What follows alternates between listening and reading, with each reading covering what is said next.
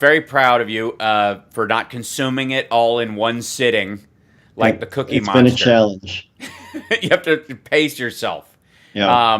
Well, as a runner, you have at least an excuse. Yes, I You know, I run because I like to eat, pretty much. right? Yeah. I made French toast for my girl and her kid on Christmas Yay. Day from scratch. Thanks very much.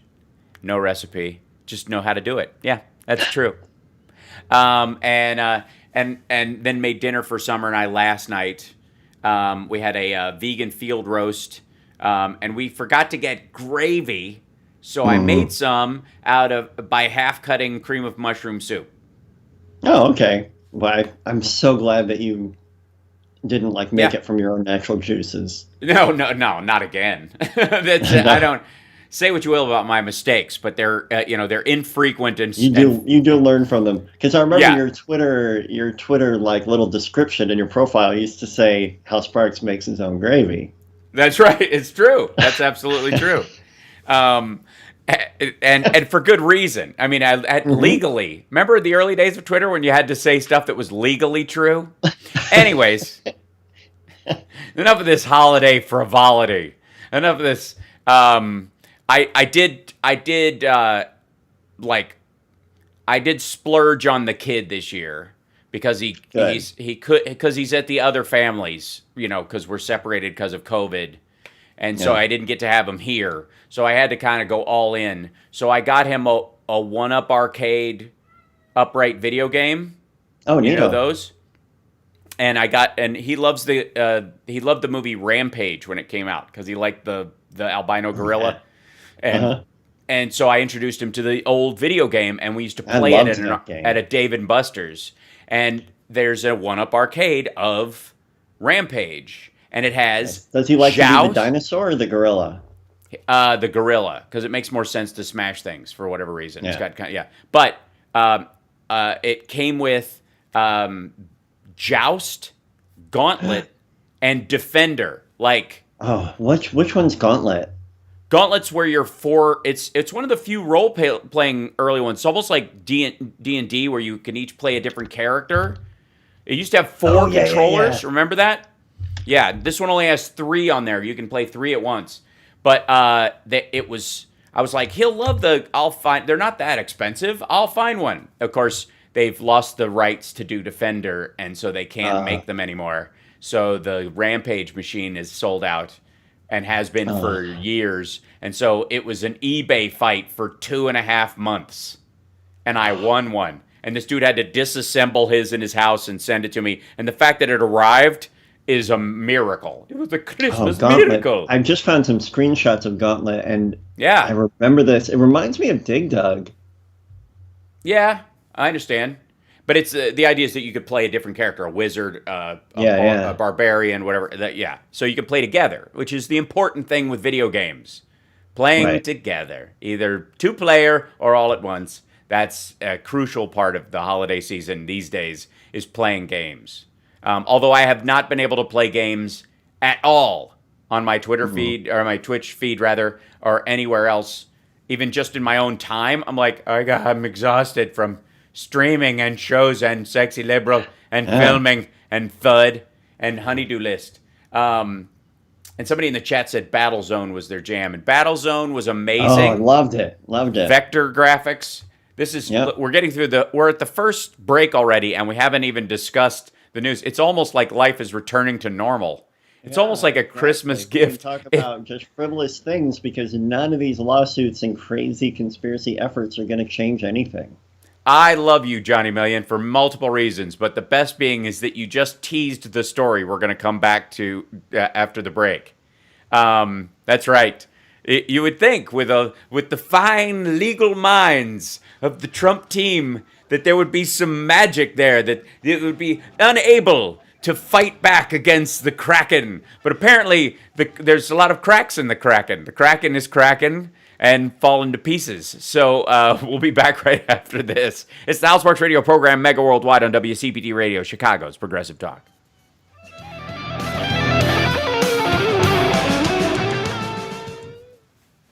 Rudy Sarzo is giving free bass lessons on his, just for fun on his Twitter, on his Oh, YouTube he and seems Twitter like a feeds. super cool guy. He seems like a very super cool guy. It's just like he's like, you know what? Well, let's spread the love around, and he's just doing it. Hold on one second. The cat is making moves. Is he in here? Murph? Are you around? Okay, I'm gonna shut the door. I know he'll open it. But my shoe became untied. Uh-oh. Yes, which is very dangerous. In a house full of cats. You walk along and suddenly you're a game. You're a roaming game. Yes. Okay, now hi chat room. Sorry about the delay in the thing. Apparently, Restream rejected my start of the show. My things turned on and then they all turned off, and I didn't notice because it took them a second and I was talking over here. So hi, yeah, we're up and running in that regard, which is pretty well cool. So control open that one. What happened? No, I don't want to do that. Go back. So did you get to do like a Zoom call with Camden or anything? Yes. Well, we did both days, Christmas Eve and Christmas Day, and a crucial, Christmas thing for the whole family. So I got my dad and my mom because we can't go. It's mainly because we can't go see them. We can't. Right. It's just, yeah. It's sad, but it just can't happen. As much as we were like, it might be. No, I'm not chancing that at all. Period. Spy Hunter's amazing, Robin. Good point. You did not, Marcia. I did not, because of family reasons and other stuff. I did not end up streaming on Christmas Day. I was going to, but honest to God, it was the whole thing was emotionally exhausting. Yeah. So but I held it together as best I could. But just an hour of a grown man weeping on Christmas is just not what you need in your Christmas holiday. Things are rough enough. I do not need to add any levels of difficulty. I'm gonna see if I can do this. Now let's get back with Hal Sparks' radio program, Mega Worldwide. Yeah, let's. Did you get a message from Lady B with her new kittens? I did, and they're adorable. Her Right. cat. For those of you who don't know, our beloved Lady B had her cat had kittens, brand new little You minis. almost said she had kittens. Yeah, well, and I'm here for it. Yes, a lot of us, I think, who have cats, especially, think of it that way. It's not quite as embarrassing as a man saying we're pregnant. You know what I mean? But it's darn close. And but yeah, they were latched.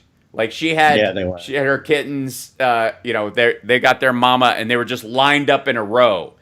We will, by the way, just in case you think we're just going to fritter this whole post-Christmas show away, we will be talking about Nashville. We will be talking about a lot of these issues. It's fear not. We will address those things. Now, everything about the Nashville explosion is theoretical at this point. The FBI is tracing the bomb and fragments. There's some talk that there were remains found. The way they spoke of them, it does not seem. It seems to be someone who was in the RV, possibly. The way they also spoke of them, me having watched far too much Mindhunter and the Unabomber and all these series that are on Netflix, my mind goes straight to maybe it wasn't that. They can tell that person wasn't alive when the bomb went off, and this is a way that they extravagantly disposed of a body. Yeah. It's one of those ways. If you were in one of these little militias and you were turning on each other, as they often do, there's a lot of opportunities for intergroup shenanigans and figuring out kind of the dumbest, super smart way to get rid of your partner in crime and still carry out mission one or whatever. And these days, since domestic terrorism, and especially white nationalist domestic terrorism, is our primary source of danger in this country, I would not be surprised if it led in that direction. also, if it doesn't, I wouldn't be surprised either, because they know very little. The only evidence they have to go on is the recording of the woman's voice that was speaking on a loudspeaker out from the actual RV, saying, evacuate the area, a bomb is going to go off. Jeez, I didn't hear about that. Yeah, so on the reports are, let's just start from scratch. The reports were that at 5:30 a.m. on Christmas morning in Nashville, around 2nd Avenue, there were reports of gunfire, 2 bouts of it from eyewitnesses and ear witnesses largely, because as soon as they heard them, a lot of people hunkered down, and Sometimes you gotta hunker. You got, especially when there's gunshots happening that sound like they're within 1,000 yards of your house, right? Your apartment. So about 5:30 in the morning, first bout of gunfire, 2 shots, then 5 shots, then 3 shots, then 5 shots, like short bursts back and forth. Then a pause. People called the police about it. There were some sirens, but nothing in the area because they were spread out in the outlying areas. They weren't necessarily downtown. There's not a lot of stuff going on downtown on 5:30 in the morning on Christmas Day. There's a lot of stuff happening outside of Nashville, out in the sticks. Oh, yeah. Hi, kitty. Johnny's got his cat visiting. And one black eye. Is that just a trick of the light, or is it like she's a got pirate? one weird dark brown eye. That's weird. Well, 2. So 5:30 in the morning, the first shots are heard. Police reports, people calling in about it. Shortly thereafter, another round. It was before that. It was 5:30-ish. They arrive. They find this RV. There's more shots.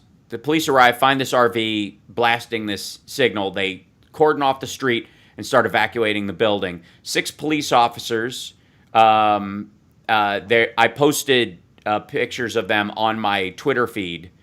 Mm-hmm. Went door to door in all the closest buildings on that street, evacuating everyone in those buildings. Now, keep in mind, every single one of those officers had no idea when that bomb was going to go off. Right. And they were there knocking on doors, clearing buildings, having people go out the back of the buildings towards First Street and towards, whatever the big main road past 2nd is. It's not 3rd, I don't think, down there. Boy, I was going to say 3rd. I was so ready. Yeah, I think they named it. I think it's one of those, Travis Tritt, Trace kind of things. 2nd Tritt. Yeah, right. So, these folks all these police officers went door to door, clearing people, all of them in danger of dying. One of them hit by clearing somebody off the street. You can see a version of a shot of the explosion from inside a security cam inside one of the buildings, as this police officer is waving this a bystander away. Oy. The blast goes off and knocks them out of frame, takes both of them down. They both went to the hospital with minor injuries. The police officer was injured slightly worse, mostly like glass and debris.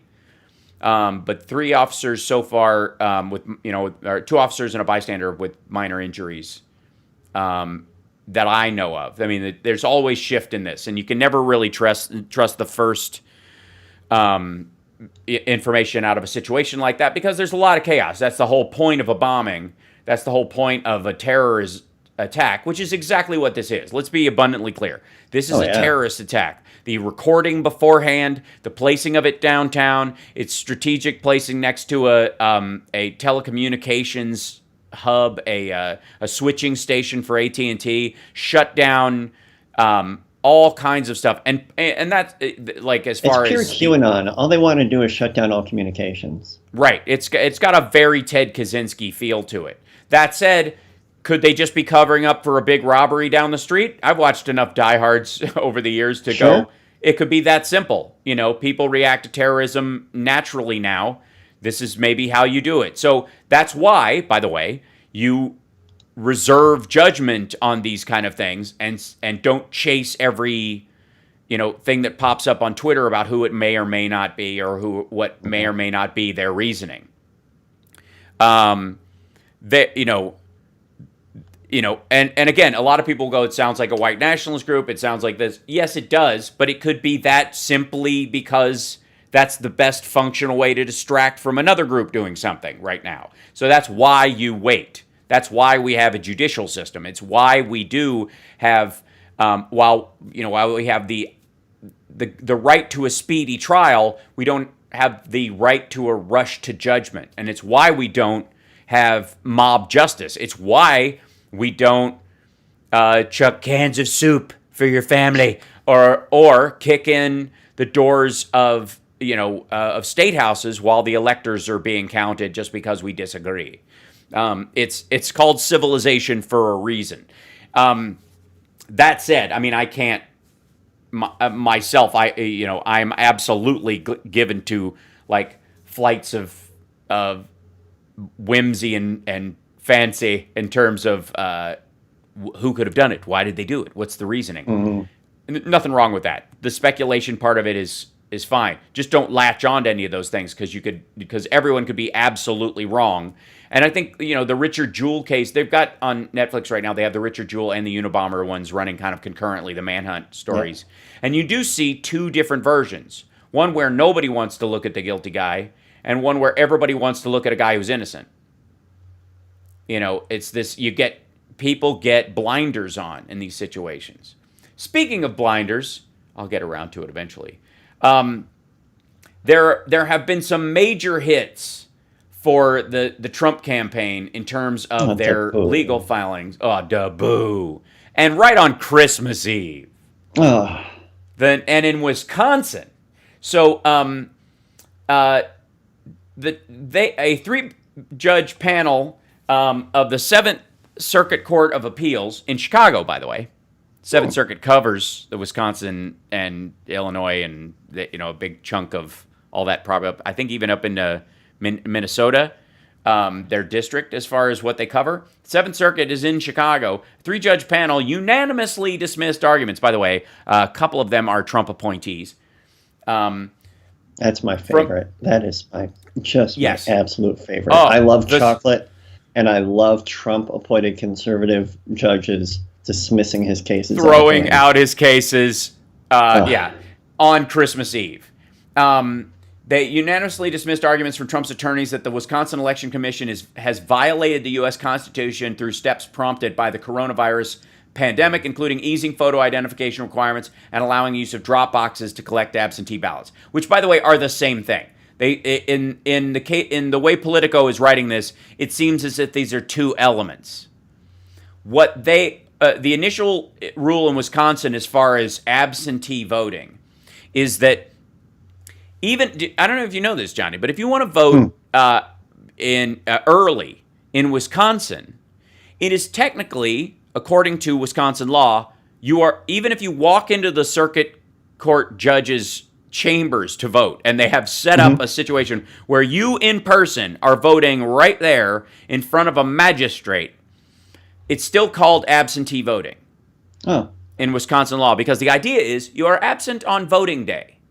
You will be absent on voting day. Therefore, you vote in person at another time, but you're still absent on voting day. It's like a little, it's one of those like serfdom and fiefdom kind of legal, and sort of remnants of the 1800s. It almost seems, Well, I won't be out there on the right day, so I'm technically not here on the wrong day, and so easing the photo identification things and using the ballot drop-off boxes is kind of the overlap in that.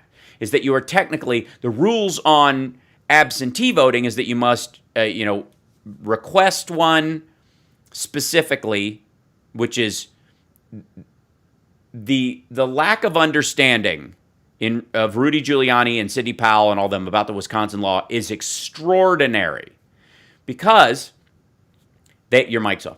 Because you muted yourself on. I did, because I was typing and didn't want to. I appreciate that. I love it. No, okay, let's take a break. And then when we come back, I want to explain not only that Trump's team is wrong, but they're dumb wrong in such a fun way.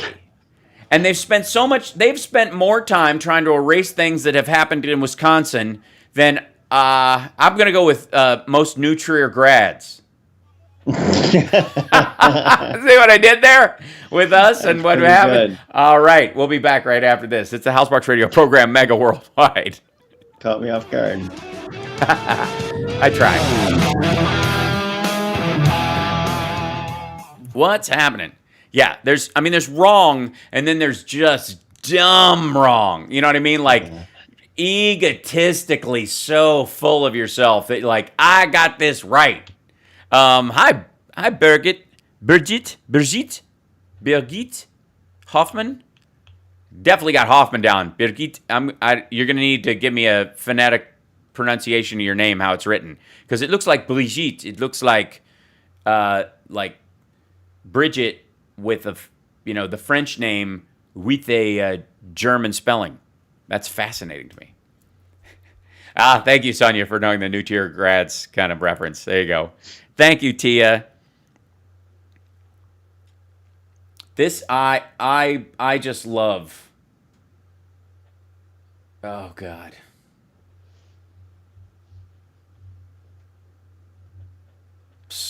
The guy that Trump.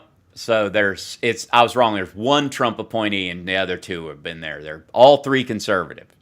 And, okay, fair enough. But the Trump's judge's name is Scudder. Jesus.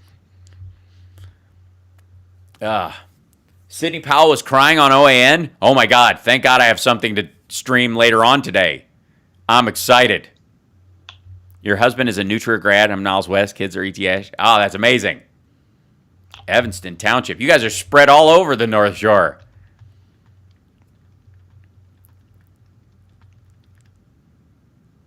Bird shit on a wedding dress doesn't show. Bird shit on a tuxedo will not come out. Actually, that's bird urine. Bird shit isn't white. Bird shit is black. It's the little black dots in it. The yellow stuff, the white stuff that comes out of a bird when it That's goes. the nougat. Yeah, that's right. Which is why I do not eat Three Musketeers. Never. I love you, Johnny May. Merry Christmas. Oh, yeah. By the way, the Fiducies are still airing, everybody. Fiducies. I sent out a... did I tell you about the Fiducies, Johnny? No. So I host an award show every year that goes after the worst financial criminals in the world. A couple of the jokes I made in the last one possibly could have endangered my life during a certain period of time. Hey, there you go. They're international criminals, but we give them an award for billions of dollars of screwing people and investors and pension funds and stuff like that, and good stuff. Everybody from the Sackler family to MBS, right? And Whoa, the dude, yeah. Anyways, this is Doris Davenport, host of the Doris Davenport This is the award, Show. Johnny. Oracle all the time. This is the award. Now let's get back to Hal Sparks' radio program, Mega Worldwide. All right, so just how, it's okay to be wrong. Everybody's wrong sometimes. I've been wrong. I've been wrong twice in my life. They were very minor, and, most people would shrug them off. One during a Trivial Pursuit game, and the other one was a lyric screw up I did as a kid. And it's, completely forgivable for, excusing Jimi Hendrix while he kisses this guy. So, yeah. But everything else, pretty much right on. But even if I were ever wrong again, just hypothetically, randomly, if it just, happens, there's nothing wrong with that. There really isn't. But if you're, Inspector Clouseau arrogant wrong, that's where it gets into the realm of funny. That's where it gets into the realm of, painful for your friends and hysterical for your opponents. Yeah. And the three-panel judge unanimously ruling against Trump, from a legal standpoint, is not surprising at all. Their argument is garbage. It's childish, and it's based on a premise that Rudy Giuliani himself has repeatedly brought up in court filings and on his ridiculous YouTube show, and every time he was repeatedly brought it up, it must be true. And his argument is this section of the Constitution that they use as, and I'll bring it up so I can quote it directly. I'll have to look it up, but it's it has to do with the fact that state legislators pick the electors for their state, and that in Rudy Giuliani's estimation, they are violating the Constitution because somewhere around the late 1800s, most states modernized that a little bit and went, oh, if we keep sending our buddies, sometimes they try to swap the vote, so if you just let the state legislator, who like one guy, send a guy who he winks and nods with, he could say, oh yeah, my whole town wants that, my whole region wants to vote for this guy, not that guy. So they were like, you know what, let's set up a nonpartisan body, or let the Secretary of State do it. And it's really just, it's like being a Kentucky colonel. You're not actually getting called to battle. It's not a real military title, but it's adorable. And say, thanks for being an elector, and here's your plaque, and congratulations, And that's what it's been for a long time, because it's not going to change. It's not going. The goal is to carry the will of the people to Washington. The elector is not the only person in America who elects the president. They are carrying a representative vote. We have a representative government, and so the Republicans have a real hard problem with that. Anyways, I mean, that's where the root of the party comes from. A republic. They believe that we are They are the party of the Electoral College. That land matters more than individuals in terms of voting power. And so they've always been, this is not a surprise push, but they've been pushing this for a long time. But the problem that they have is that in the wording of the Constitution, the state legislators must choose the electors and the manner to which they will be chosen. I'm paraphrasing a little bit. But basically, what it does is it says the state legislators can pick the electors for their state. But they can do that however they want. They can establish a commission to do it. They can hand the power off by signing a bill and sending it up to the governor and saying, you know what, we don't need to come back between an election and Christmas just to do this because it's already done. We'd rather go home and get ready for our next term if we're staying in, or go home and find another job because we didn't win ourselves in the election. So can you just pick some people to go do this? Because why do we have to do the trip? It's not that great. There's not a lot of pomp and circumstance. There's hundreds of these people. It's just a glad-handing exercise. Please go away. And so they either have an election commission in the state do it, or the Secretary of State does it, or the parties can do it just randomly from a lottery to pick people. They could throw them against a dartboard. They could put people's names on truffles and have pigs find them. To draw back to what we were talking about. It doesn't matter. They can choose the manner to which they are chosen. They don't just have to choose them themselves. They don't have to the law does not say they must individually pick the person themselves. You can do it however they want. And the law gives them that flexibility. The entirety of the legal arguments that Rudy Giuliani and Sidney Powell and Ellen Wood and the RNC and Jenna Ellis are putting forward in Wisconsin and in Pennsylvania and in Georgia in an attempt to get new electors who will conscientiously object, against the will of the people and vote for Donald Trump and give him enough electoral votes by spreading it out over enough states. You get enough if they can get all the Republican state senators to break with their state and pick an elector that will go and pray fealty to Donald John Trump and make him. If they can find 46 of those people, that's what their goal is. Spread amongst a bunch of states, not just the swing states, but mainly the swing states. The bigger states that have an obvious turn, they're not going to go and try to knock on those doors.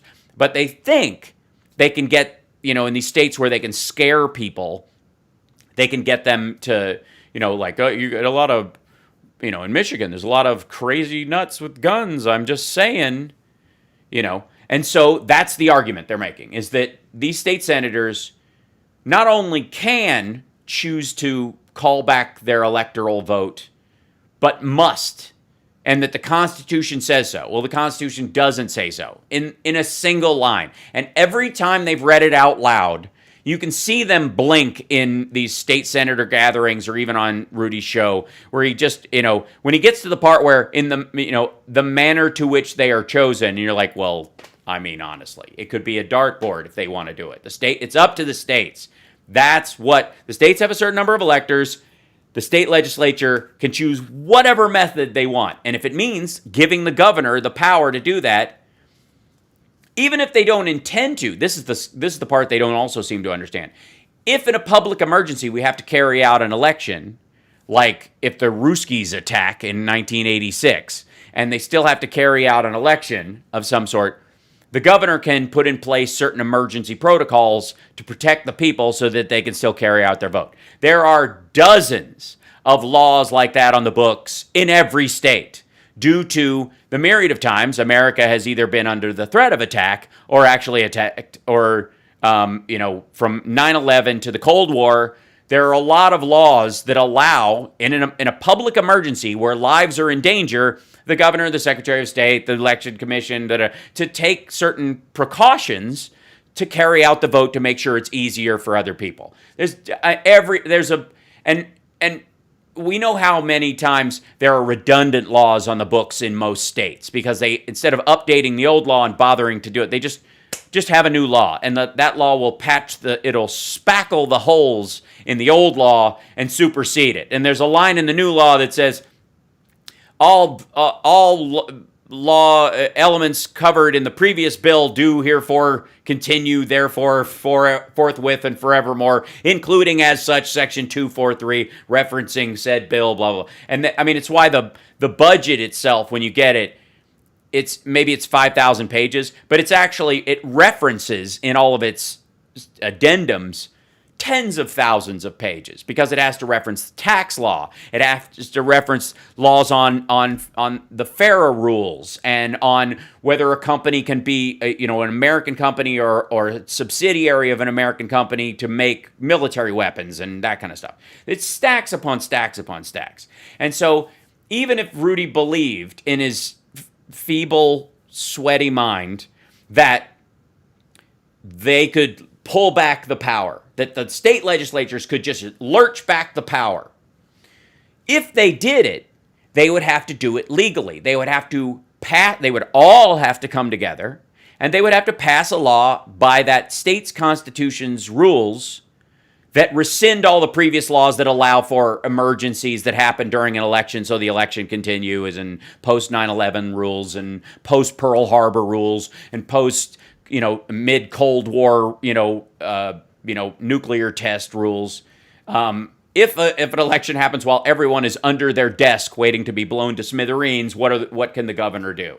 There's tons of laws and rules about that stuff. And so if they wanted to pull the law back like Rudy says they should be able to do, they can. They could get together, the entire state legislature, and pass a law. Go through committee, create a law that allows them at any time in the future, if this were to happen, to lurch back the power individually. None of those laws will pass, because the only reason to do it is to scuttle the election if you believe that your guy should have won and he lost.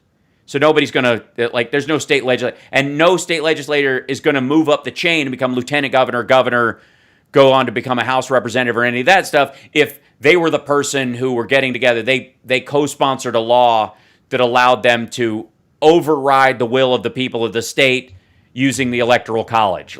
It's just an untenable bunch of garbage. Yeah. So 3-person judge, appeals court judges ruled against Trump on Thursday, on Christmas Eve. Rude. They were all Republican appointees, all conservatives. And the one who wrote, the author of the court's opinion, was Judge Michael Scudder. I'm going to go with Scudder. And he was appointed by Trump. Scudder said the election changes that were made around using drop boxes and the rules about Wisconsin's absentee ballots were not major enough to affect the ballot, the election in any way. And if anything, narrowing them would simply deny a lot of decent people in Wisconsin the right to vote. And the chances of someone wanting to do 20 years just so they could vote illegally in Wisconsin is pretty darn narrow, especially without any evidence, which they don't have. The president, and this is the fun part, and this is, I think, indicative of the president as a whole, as a H-O-L-E, no, as the entirety of his style as a leader, if you could call it that, and I wouldn't. This is from Scudder's opinion. The president had a full opportunity before the election to press the very challenges to Wisconsin law underlying his present claims. Having foregone that opportunity, he cannot now, after the election results have been certified as final, seek to bring those challenges. All of this is especially so given that the commission announced well in advance of the election the guidance he now challenges. He only hated these rules because he lost. Yep. That's what all of the dismissals say. You were wanting to take advantage of these rules until they didn't help you. That's the Republican way, man. Yep. That if he thought that was going to benefit him, or just didn't bother to do the work. Those are the two primary problems that Trump has. He's lazy and ineffective. And he hires the worst people. Like, I know we've made lots of jokes about the best people, and he always said, I know the best people, and I'm going to have the best people and the best people. No. Literally the worst. And when we come back, we're going to talk about Sidney Powell. Because she was off the team, and now she's back on the team, and then she's at the White House, and now she's been banned from the White House. And I don't know it, my sister, my daughter. It's Chinatown, Jake. We'll be back right after this. It's the Hal Sparks Radio program, mega worldwide on WCPT Radio, Chicago's Progressive Talk. Still time to get looped live Christmas gifts. I'm doing them all tomorrow. So check out the link in the chat that Can't Stop Lying put up, and I also will retweet that later on today. A little one-on-one. Better than a cameo because we can talk. It's cool. We'll be back.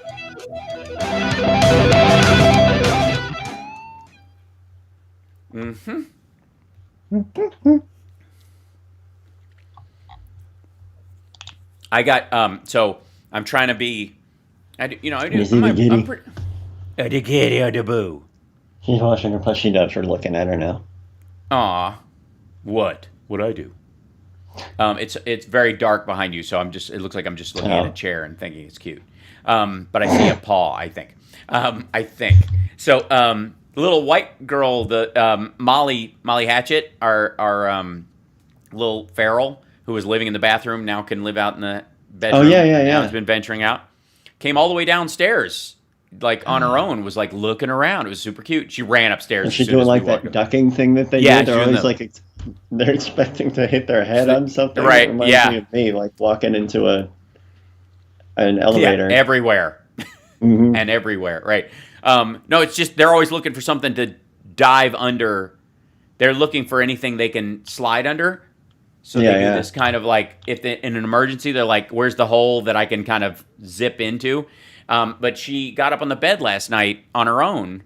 Aww. And Maddie, our orange cat, they started grooming each other. That's a huge break for them. That's giant. It's a big move. Yeah. Okay, I've got to find this. Hold on. Let's see if I can dig it up over here. Because, okay.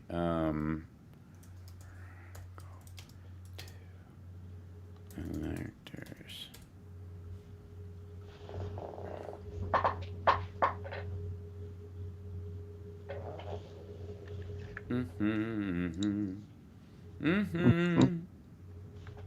Hi, chat room. By the way, sorry if if you feel ignored. I was operating on a bunch of different fronts. Love you guys. Theory Radio. Hi. Saturdays at 6 p.m. You're listening to Hal Sparks' radio program, Mega Worldwide. So the term that they keep using, to try and enforce these rules, and I looked it up during the break just so we could have it. This is Article 2, Section 1, Clause 2 of the Constitution.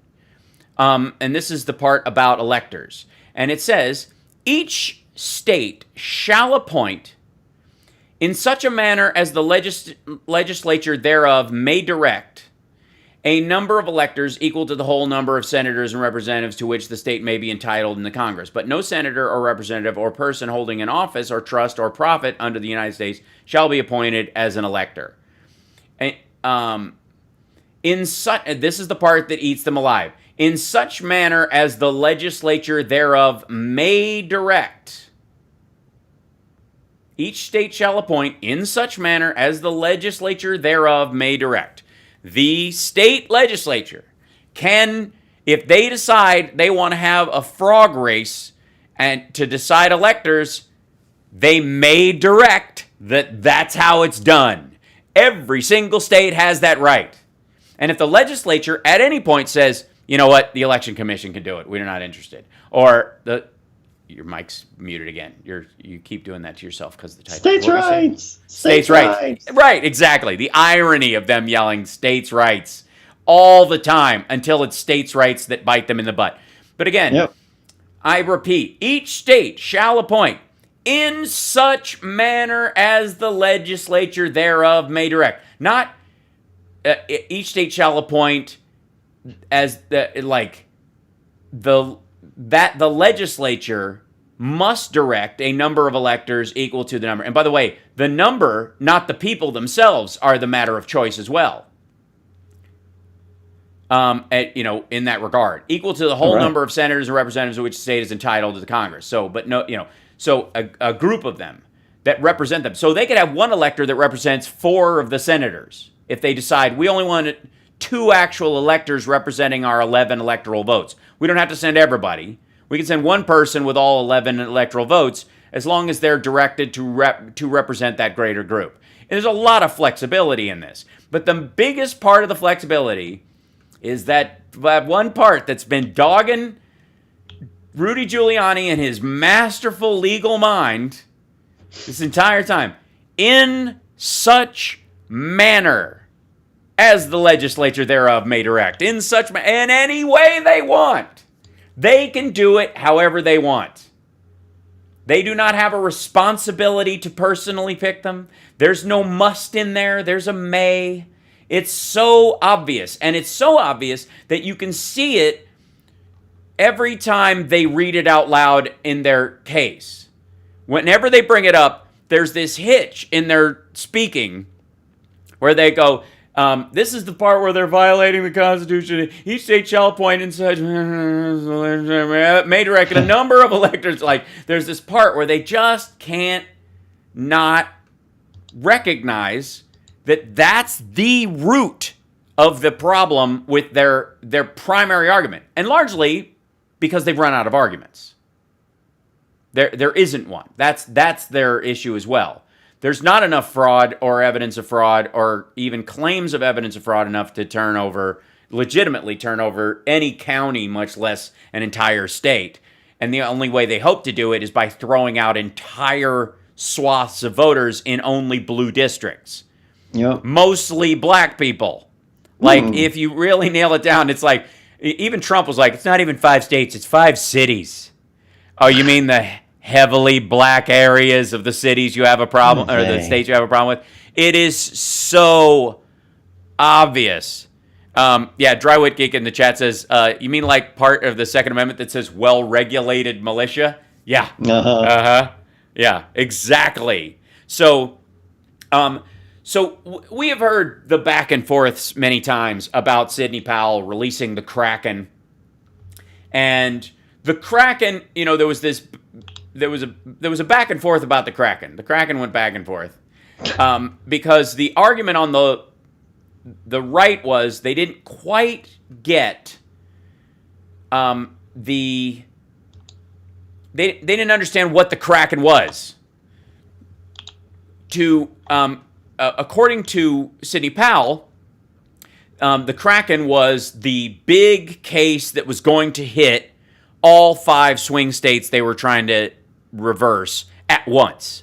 So the Kraken was, we've got this RICO-like case of fraud across 5 swing states that we can prove because we've got experts and all this, this witness testimony and thousands of affidavits, and this stuff. And what we're going to do, instead of just file one lawsuit, we're going to file this one lawsuit in 5 states at once, showing that there's this crisscross. The way a Kraken would.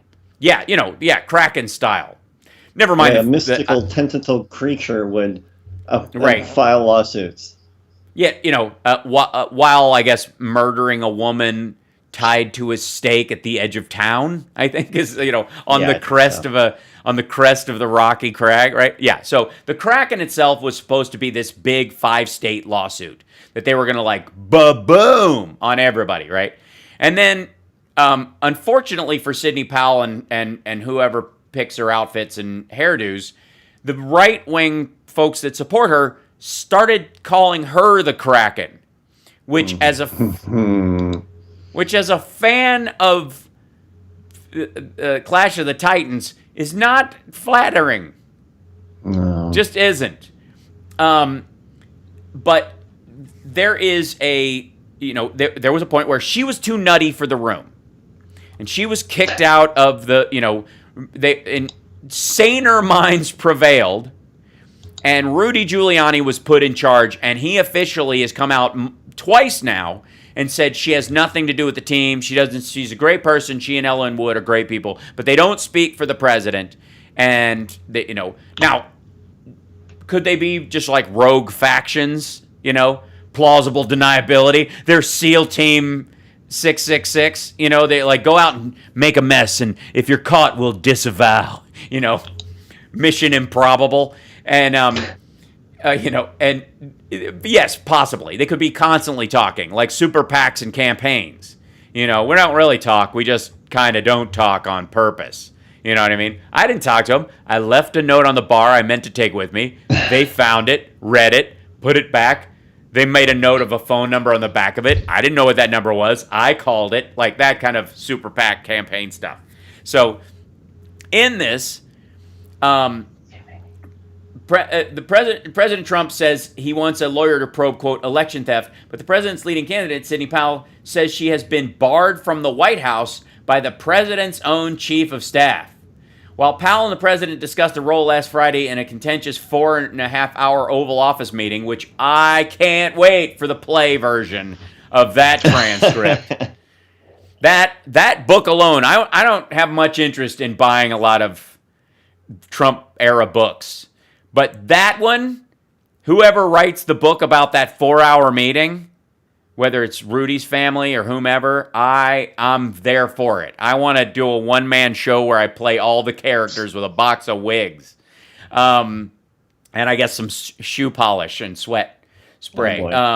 We got to take a break. We'll be back right after this. It's the House Sparks Radio program, Mega Worldwide on WCPT Radio, Chicago's Progressive Talk.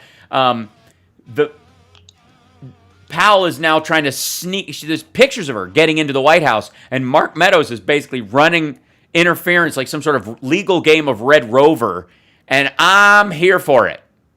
This is a joy to watch, and I want everyone to just take a deep breath and just soak it all in, because it's glorious. We'll be back right after this.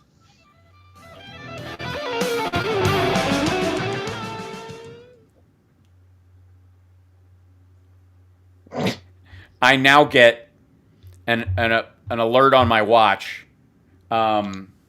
for Kentucky basketball games, because I set my mom's phone up to do it, so I was trying to show her how to do it, and I set it up on my phone, and now it goes to my phone, so I know when Kentucky is playing ball now. Every time I get a taptic respond, like zzz, it's like big shock, like I'm Pavlovian. It's delightful. We whiz, Steve Roberts. We whiz the quacking.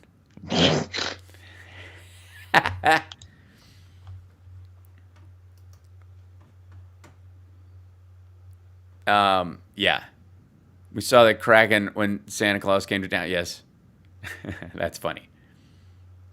We got a caller whenever you're ready to go to the phones. Excellent. Yeah, we'll do. Let me do the. We'll lead in on the first one on the finishing up this bit about Sidney Powell, and then we'll go and we'll take a call.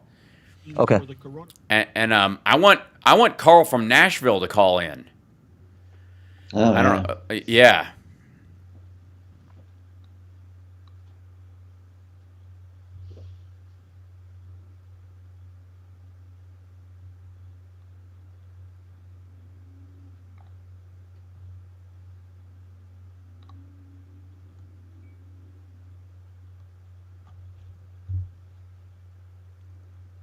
Mm-hmm.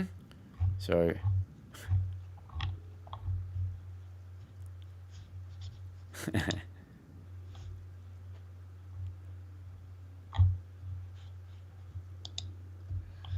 why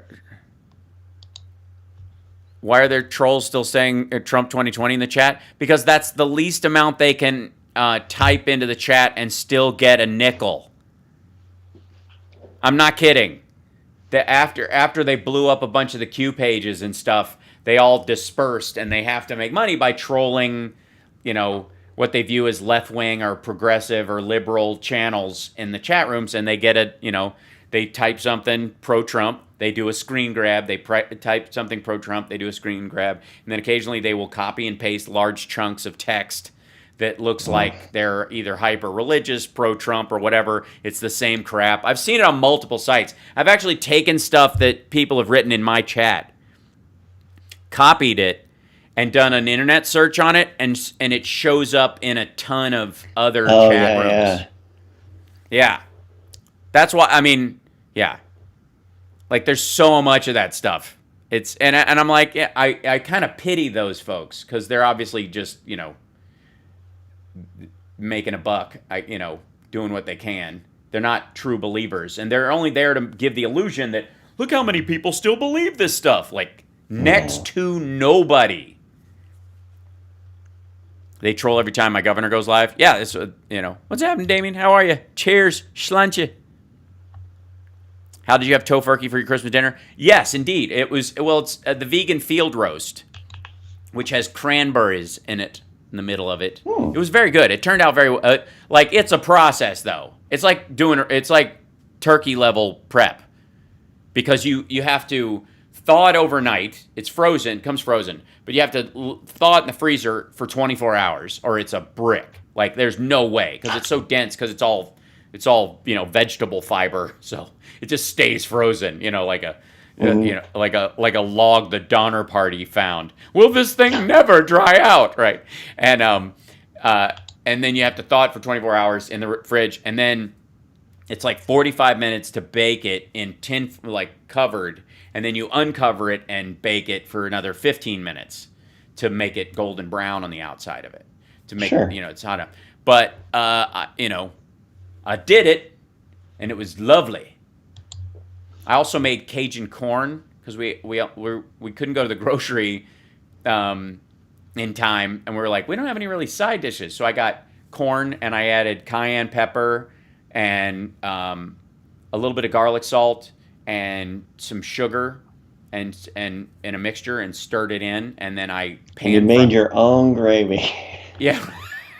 I'm making it right now for you, baby. and I sautéed it in a pan, so it crisps it a little bit. So it's not just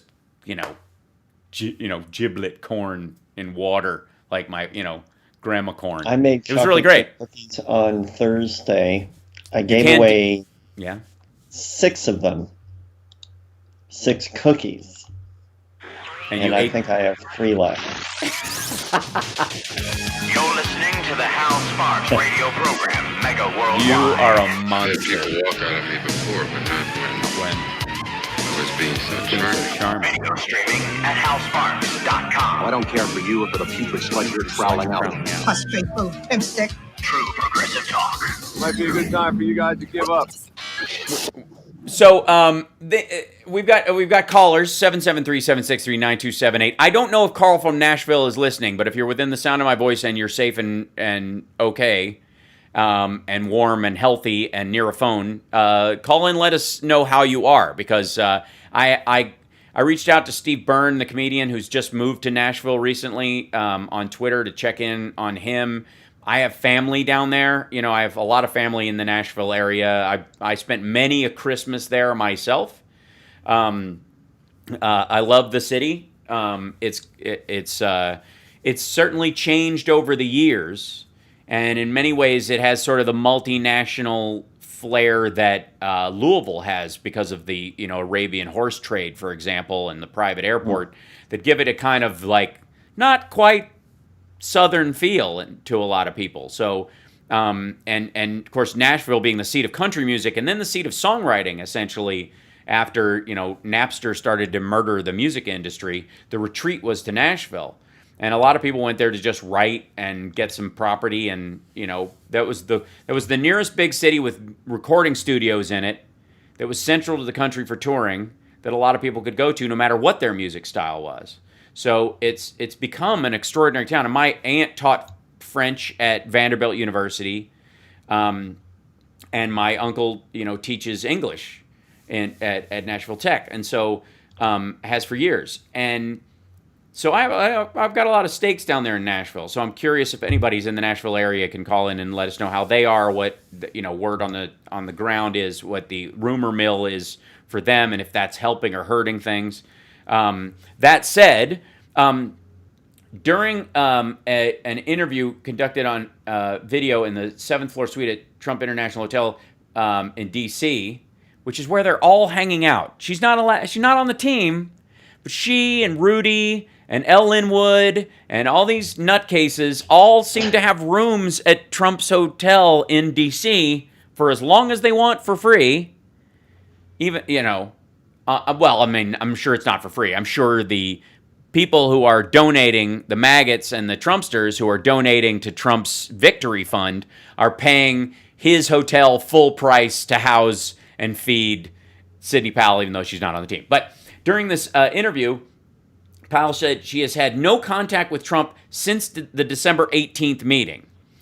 White House Press Secretary Kayleigh McEnany declined to comment on the record about whether any senior officials, including Chief of Staff Mark Meadows, who is the person who's keeping her out, National Security Advisor Robert O'Brien, and White House counsel Pat Cipollone, who is the other person who is insisting that she go pound sand and is the person who raised his voice the most, that wasn't Trump, I think, in that 4-hour meeting, telling them that their ideas are ridiculous, and was even the person who pushed back against Mike Flynn's call for martial law in swing states to redo the election until they come up their way, which, super American.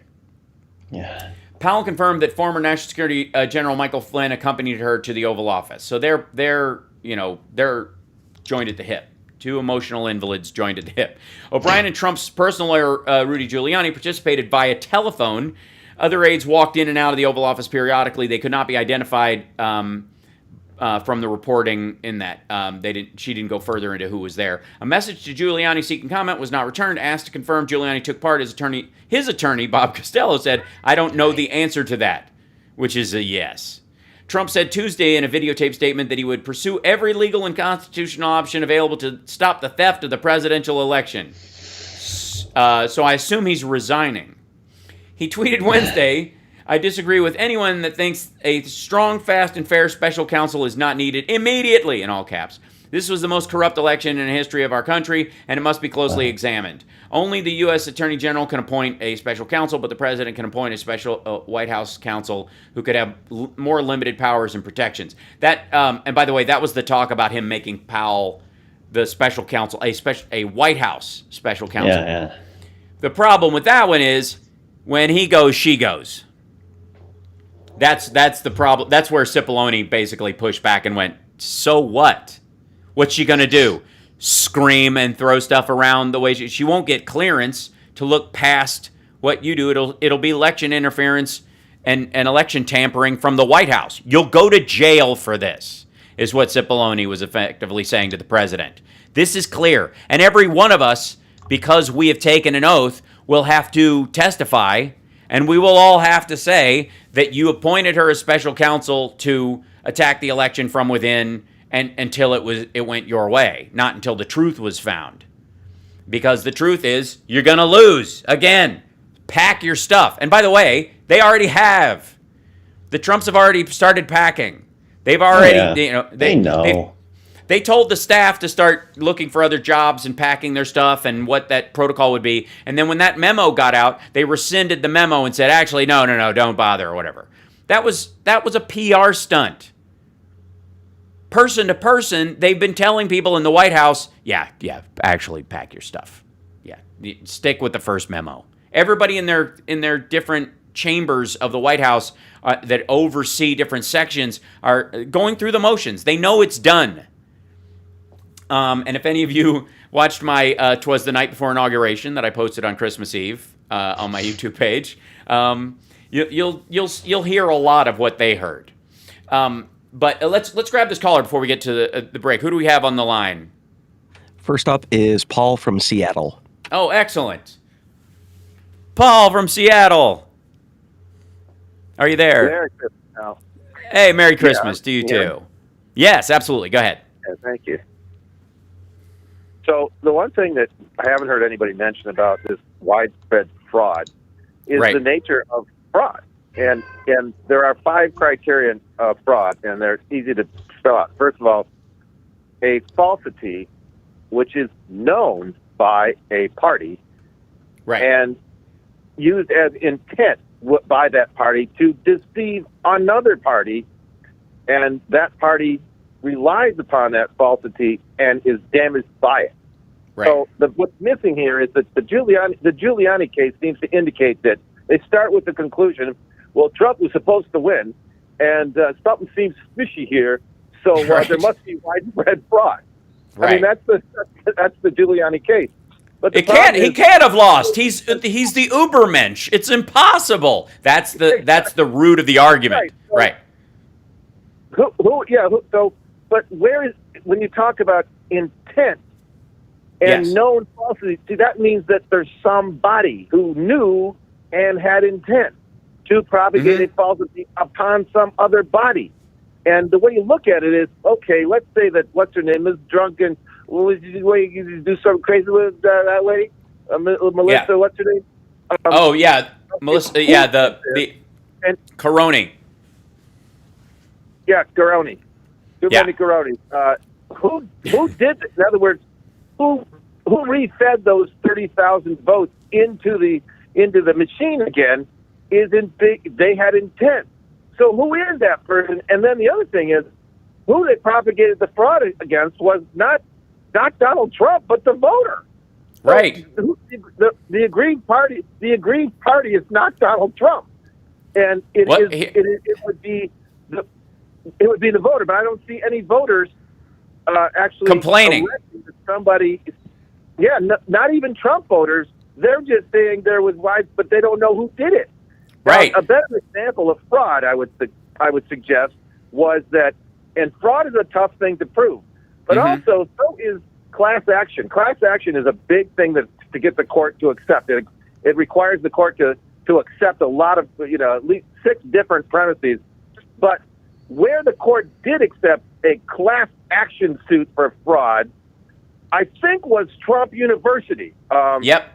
The court accepted That's that right. a person intended to defraud a lot of other particular people in a particular way, and those people were deceived and relied upon that deceit and were damaged.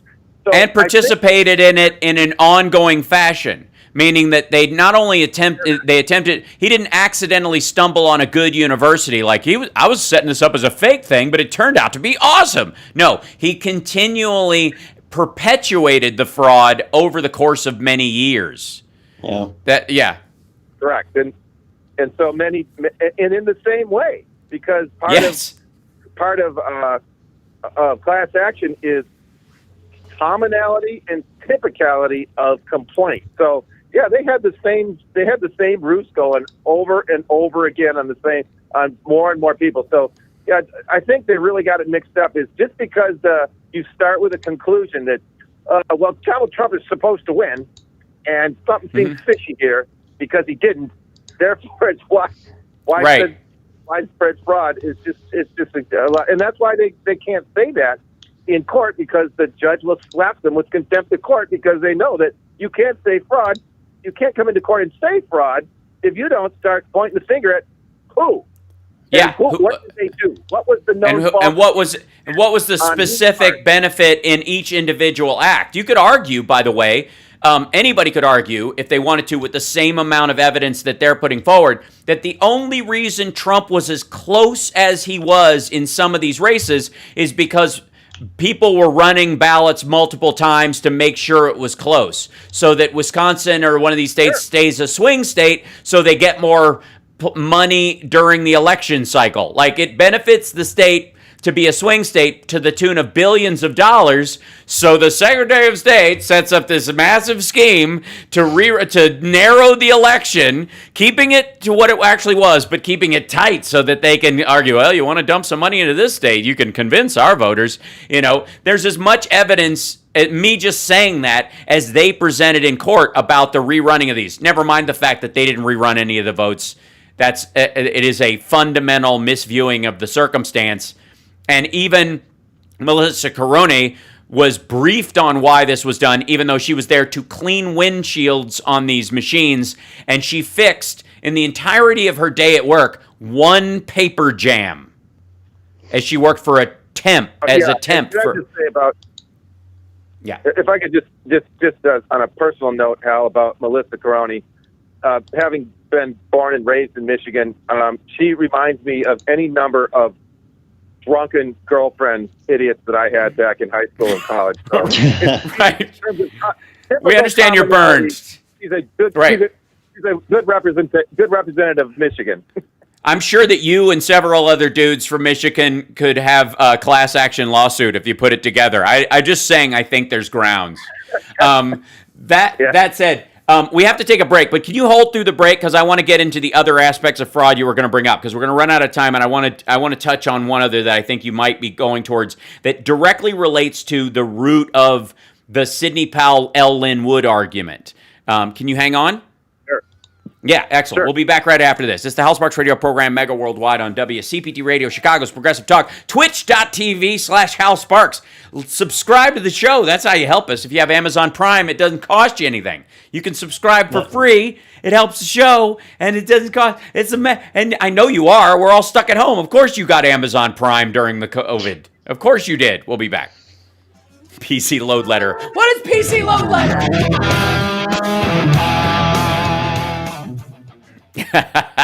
Don't get offended, Mary. She goes, hey, not all of us women in Michigan act like her. I'm a born-again Michigander. Yeah. I believe you. It's... He said any number, not every number, I suppose. We'll give him that break in that. Did you see the Santa Claus is Coming to Town music video we did, Johnny? Yes. With Nerd Halen? Yeah. Adorable.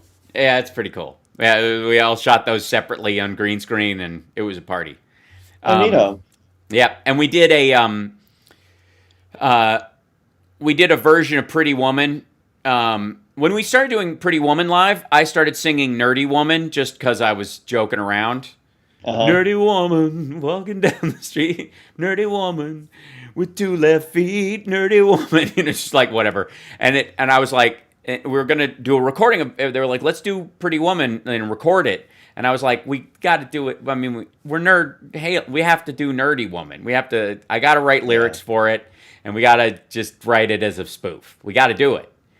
And so we did, and it's been sitting there waiting for a music video, and hopefully we're going to do a music video between now and Valentine's Day to release it on Valentine's Day is our hope, is that we can either all get vaccinated or tested in that time and shoot it live together. With a Victrola needle?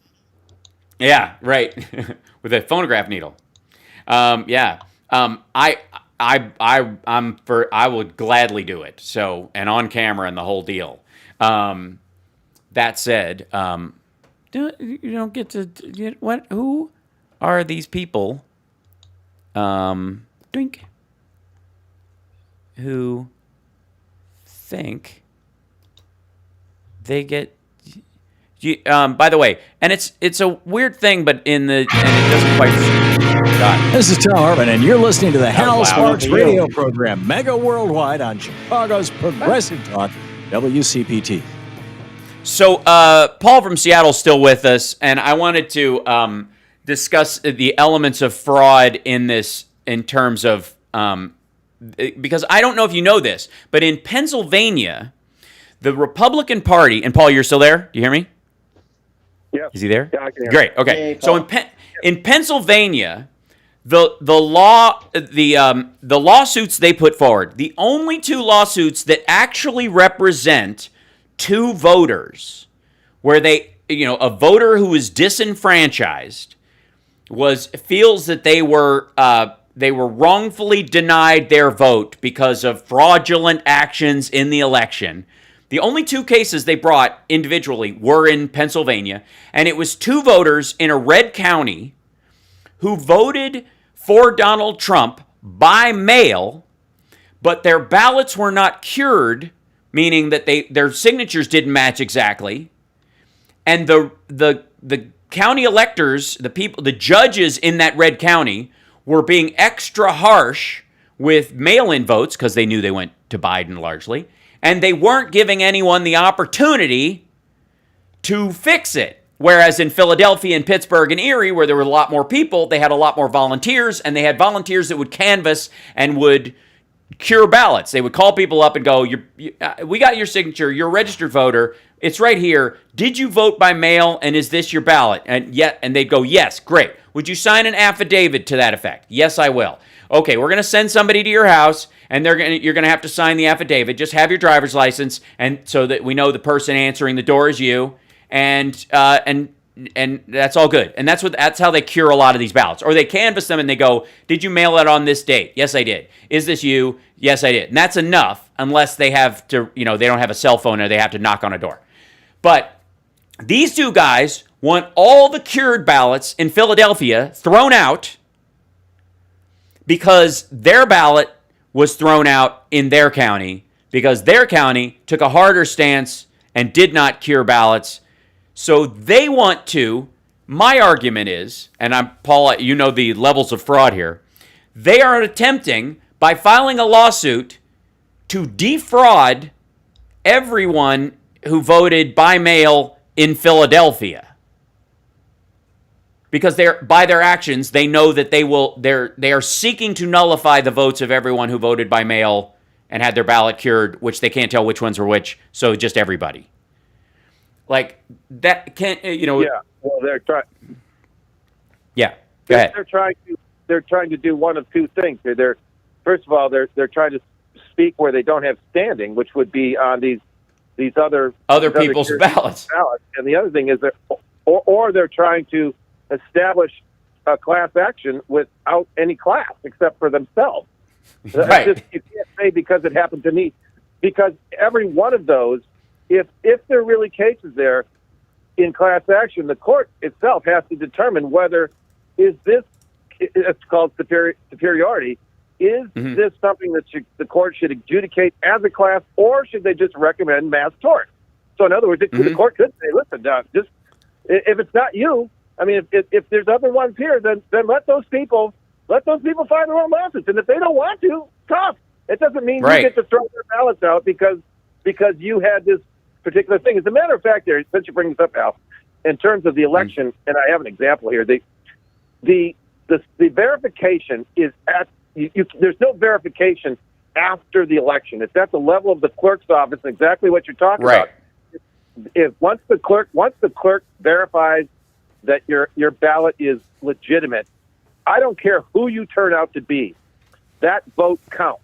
And as an example, in Washington, once the clerk's office stamps it or says, yep, this one's good to go, I don't care if you are a crook, if you are Genghis Khan or Adolf Hitler, whoever he turned out to be, that vote still counts. And in Washington State in 2004, the gubernatorial election between Dino Rossi, Republican, and Christine Gregoire started out, Dino Rossi won by 132 votes. But it was so narrow, there was an automatic recount, and then Gregoire gained some ground, and then that triggered a hand recount, and Gregoire continued to gain ground, and then Gregoire actually paid for another hand recount, and she ended up winning by, ironically, 132 votes. So the Republicans took it to court, and they filed in Eastern Washington with a very, very conservative judge. And what was discovered is there were 75 ballots that were cast by people who shouldn't have voted. It turns out they all voted for Dino Rossi. But the judge said, I'm sorry, I cannot throw these out. I don't care if these are convicted felons or whoever they are. They were accepted at the level, and besides, it would only cost Dino Rossi more votes. But the judge said, once they're cast, they're cast. I'm sorry, it's past due. If they were accepted at the clerk's office, they are cast, and that's why really Trump has nothing to say. These ballots were all accepted at that level, and that's all there is to it. Well, that is why they are making the argument. And I mean, there's a lot of stunning, we aren't a real democracy arguments from the Republicans. We've had them over the years. It's not that surprising that they want to deny individual votes. And they've always been like, look at that map they put out that shows the amount of land mass that supposedly votes for Trump versus the amount of land mass that votes for Biden. And you're like, yeah, that's where all the people are. But in like choosing the electors idea, the case that they were making in their Georgia Kraken, where she misspelled district several times, the argument she was making was that you're not voting for a president. The individual Democratic voter, the voter, Democrat, Republican, Independent, you're not voting for your presidential candidate. You're actually, this was their argument, voting for an elector who will believe that and carry that forward. Now, it's an idiotic distinction without a difference. But what they're saying is you're voting for an elector. And then their secondary attack is, well, the elector is chosen by the state legislature. And if the state legislature decides to choose a different elector for your district, and that's not how the vote went in your district, tough, because you don't really vote for the president. You vote for the elector installed by your legislator. It is the goofiest, most anti-democratic, bizarrely fascist argument for your vote doesn't count. Like that, and it couldn't be farther from the truth. That's the weird part. There is nowhere in their argument, as much as they, and check me on this if I'm right, because this, I'm sure you heard me before talking about this Article 2 of the Clause 2 of the Article 2, Section 1, Clause 2, the point about picking the electors. Each state shall appoint in such a manner as the legislature thereof may direct. Is a how, not a who. That's what I would call a how clause, not a who clause. Like Correct. They can do it by dartboard, by counting cow farts. It does not matter. They have every right to choose, and what they have chosen since 1866 to almost every state is either a board of electors or the Secretary of State does it. That's who picks the electors. Well, yeah, and also, more to your point about the May clause is a how, is because what the founders recognized is that the federal government cannot tell the states what to do. They can't. Right. They can't tell them how to do it. They have to. Because of the fact that the federal government was established by the states, not the other way around. The federal government, the states were not established by the federal government. The states established the federal government, right? And therefore, it's basically the pot cannot tell the potter how to live. To use kind of a Bible analogy, the clay pot shall not tell the the maker how to live. So it has to be that way, that the states can determine in whatever the way they wish how their electors will be chosen. Right. And that and has the to fact, be that. The fact that we have Republicans in 2020 arguing against states' rights, arguing for a federally issued martial law in states that their biggest crime was that they were close in the election and went for the person who wasn't in power is, I mean, if you were to transport back to mid-'80s Republicans, they would think of these people as Russian agents. I mean, they would literally go, this is the Soviet Union taking over our system, because that's how it goes over there. I mean, this is such like Saddam Hussein nonsense about guaranteeing power for the party in power that it would be not. I mean, it's absurd on such a level that the only people that can be for it have to be doing it strictly out of compromise or fear of prison. We got to take a break again, but Paul, I want to thank you for thank you for sticking around through the break and continuing to chat with us about that. I appreciate it a lot. It's always great to hear from you. Be safe up there. I understand it. Seattle's a failed state now, and watch out for flying cans of soup. And good luck in chop court when you have to fight. I guess you do traffic court in the Thunderdome, right? I keep forgetting. You're gonna have to send me a Polaroid if you're allowed to take pictures under the proletariat's rule. Anyways, take care. We'll be back right after this. Thanks. Cheers.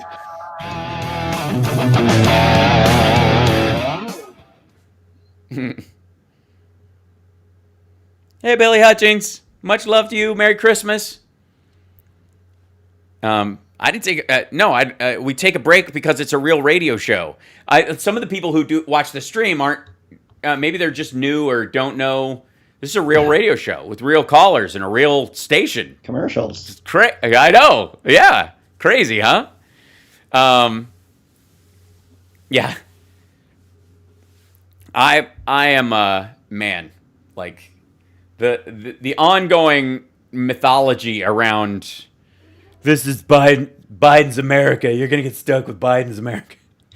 And then you're like, yeah, that was during Trump and it's kinda done. And the only street violence is coming from right-wingers kicking in the buildings that are paid for with tax dollars.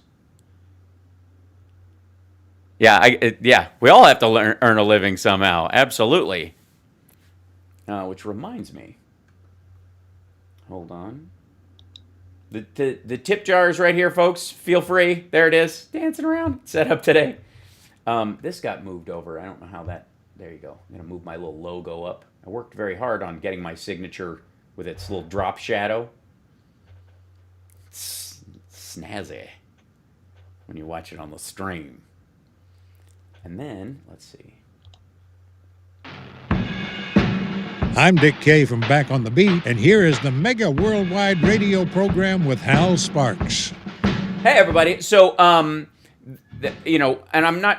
eventually we will have more calls, but I want to address something in this whole, Jesus, that's huge. Sorry. Beg your pardon for the giant graphic that all of a sudden showed up on my thing. But over the course of, and John, you've been, I think, like a lot of folks, vacillating between, like, I need to know what's going on, but I can't stand to look at this idiot anymore. Yeah, and I don't know that it matters. That's right. the craziest. Oh, thank you for the super chat, Joy. Oh, Joie Noël. Merci beaucoup. De rien. Yeah, we speak multiple languages here. We're that kind of cool. So, the funniest thing to me has been the increasingly ineffective attacks by Trump on the electorate and what's his last straw? What can he do? What's the only thing left that he's got? And in his mind, it seems to be Mike Pence scuttling democracy on his behalf. And I can see how you would, if you looked at enough pictures of yourself over time, and every time Mike Pence was standing just off to your right, he was looking at you the way he looks at Donald Trump, you could be forgiven for believing that Mike Pence is going to, go into Congress, strapped with a suicide vest or some craziness and insist that things go, your way, or else, right? I got news for you. He's not.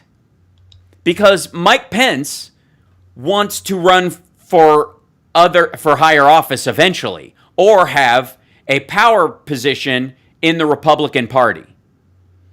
And not just the king of MAGA land.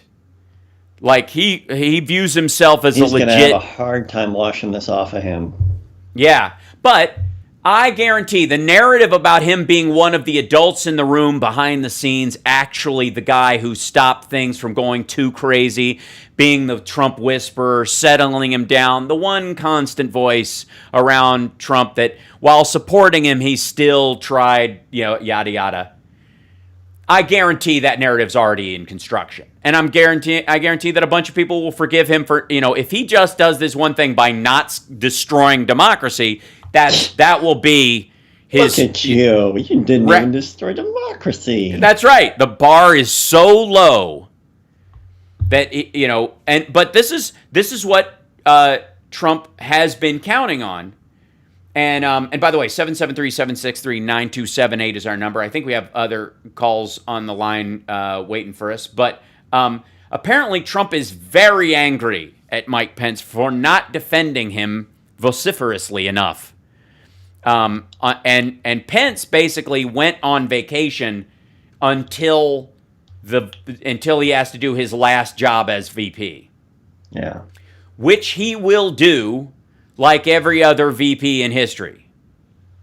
He is not going to preside over Trump stealing this election and illegally seizing the electoral votes from the obvious winner who beat him by 7 million votes and won by 306 electoral votes. This is not going to happen.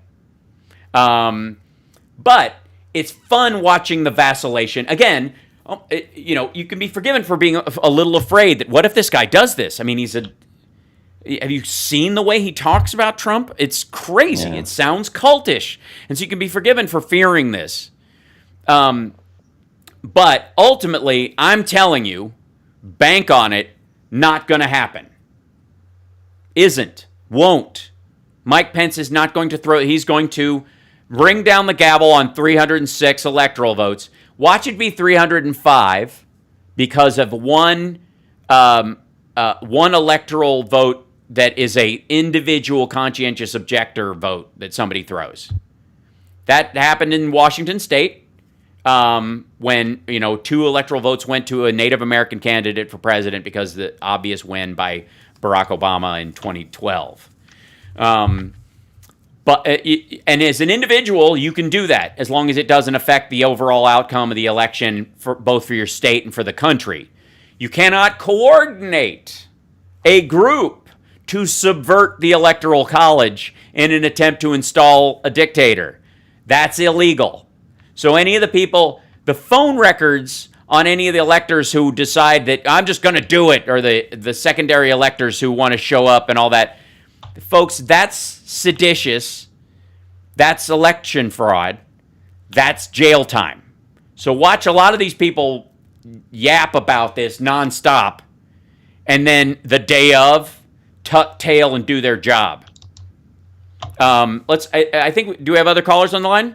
I believe so. We do.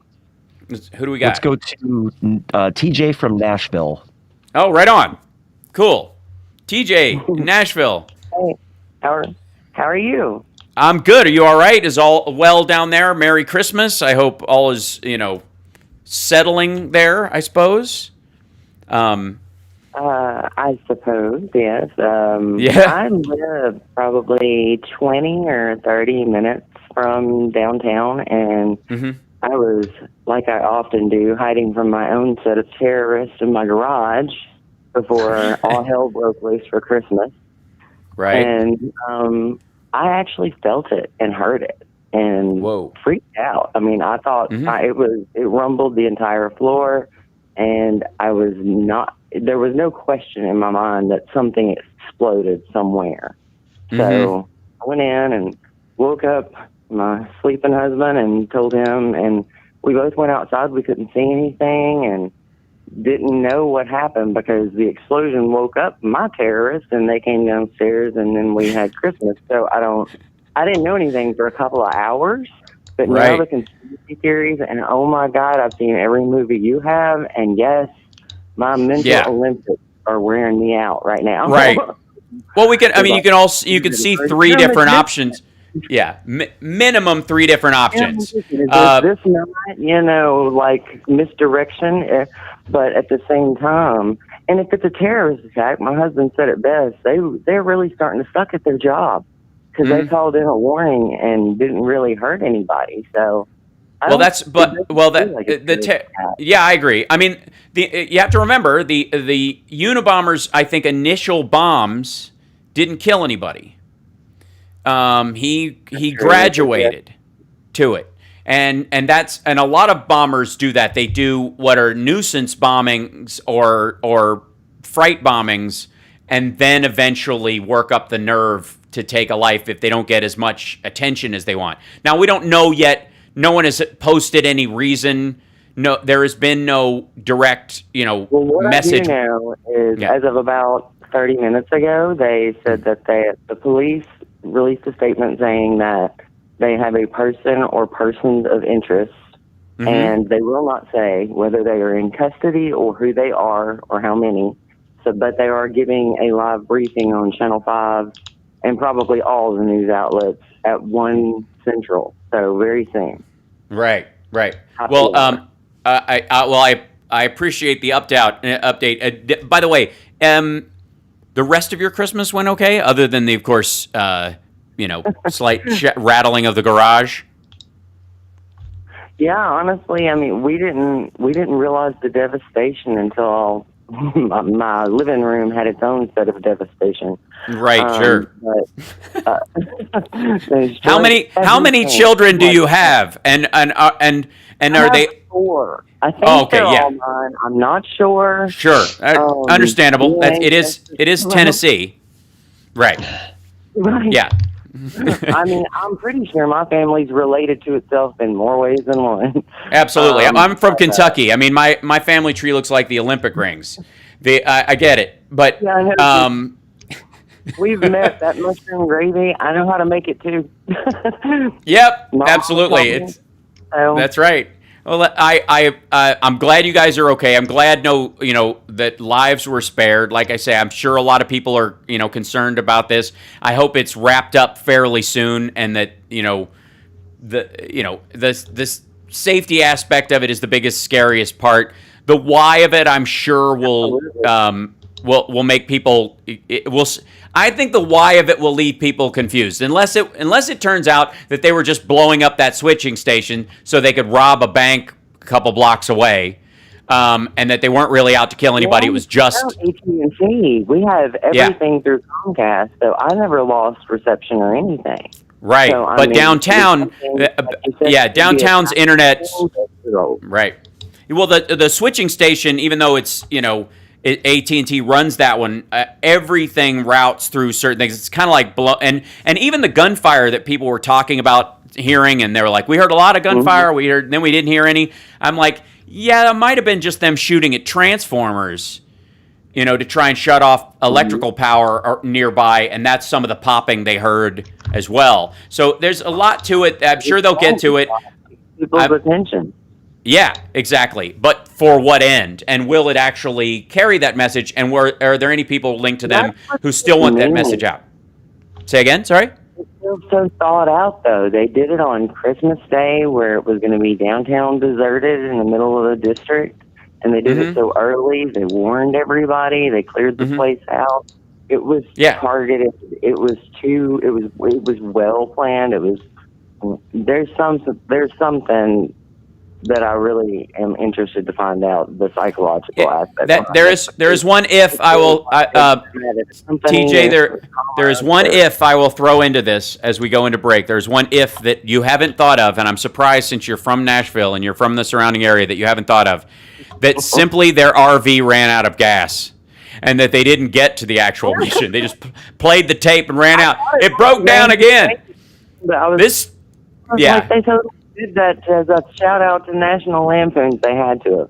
Yeah, right. It was, yeah. And if it turns out to be Randy Quaid and his crazy wife, none of us will be surprised. But I will. I'm looking forward to the footage of them in the front of it, kicking the engine, and like a block with their foot, going and swearing in a heavy Southern accent, going, "We're never going to get to blow up Nashville or Memphis now." Like, I told you not to go through downtown. There's no gas stations down here, man.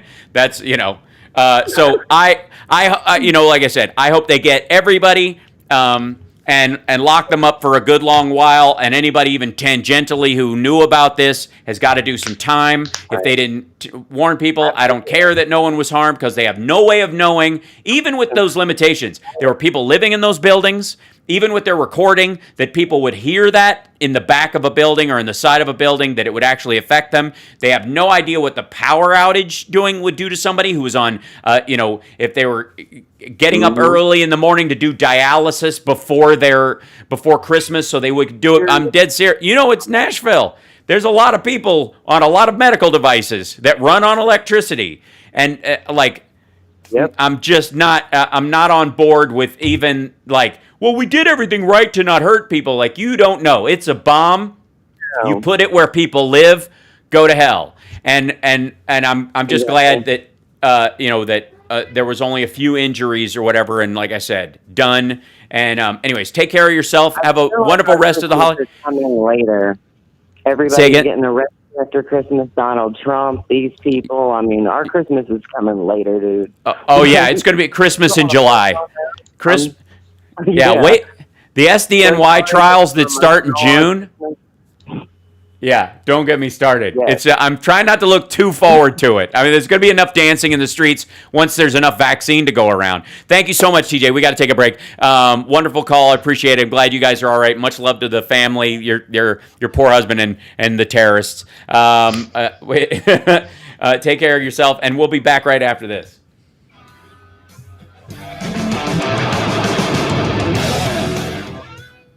I have an assignment for you, Johnny Million. Uh-oh. I know somewhere you have a song with no lyrics or vocals that you may have written and organized somewhere in your hard drives. I think I might. Send it to me. Will you scat over it? I'll sing over it. I'll write lyrics and melody and everything. You won't just do like a David Lee Roth, what up, what? Yeah,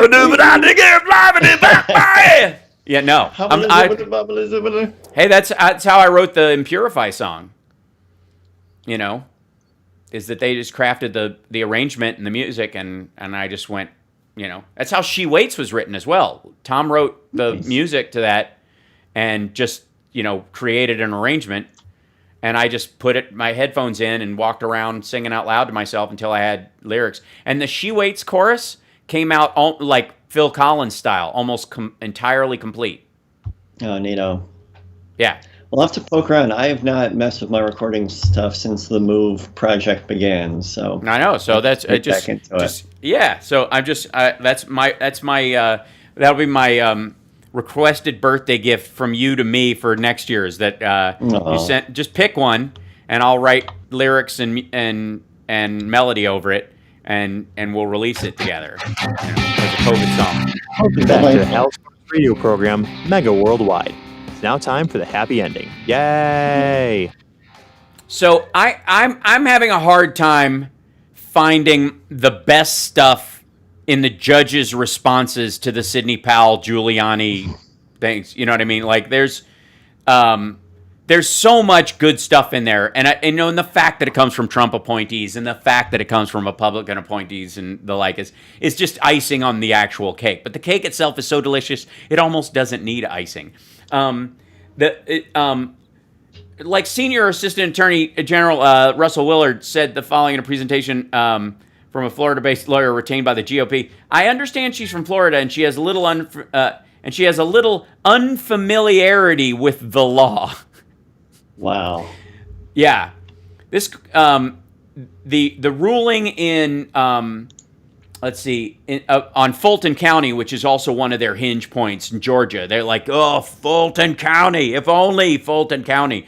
At the end of a 90-minute hearing held via Zoom, Fulton County Supervisor Court Judge Kimberly Esmond Adams dismissed the suit brought earlier this month by the Republican National Committee and the Georgia GOP. This court does not have jurisdiction to hear it because of sovereign immunity, referring to a legal principle limiting many lawsuits against the state and federal governments to cases where they've been specifically authorized by legislation. So the state wrote a law saying we can choose our electors this way.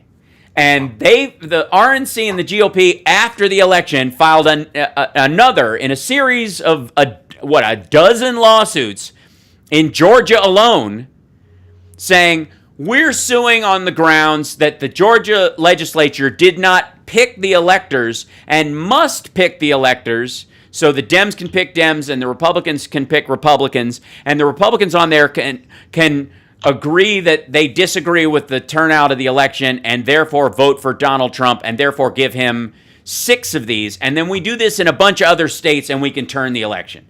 That's what they're trying. That's why they need all of them, by the way. That's why they're also failing on all fronts, because even if they got all the states and all the legislators, the Republicans on each of these state legislatures, to throw democracy in the garbage, flush it down the toilet, they'd still not have enough electors to beat Biden's win.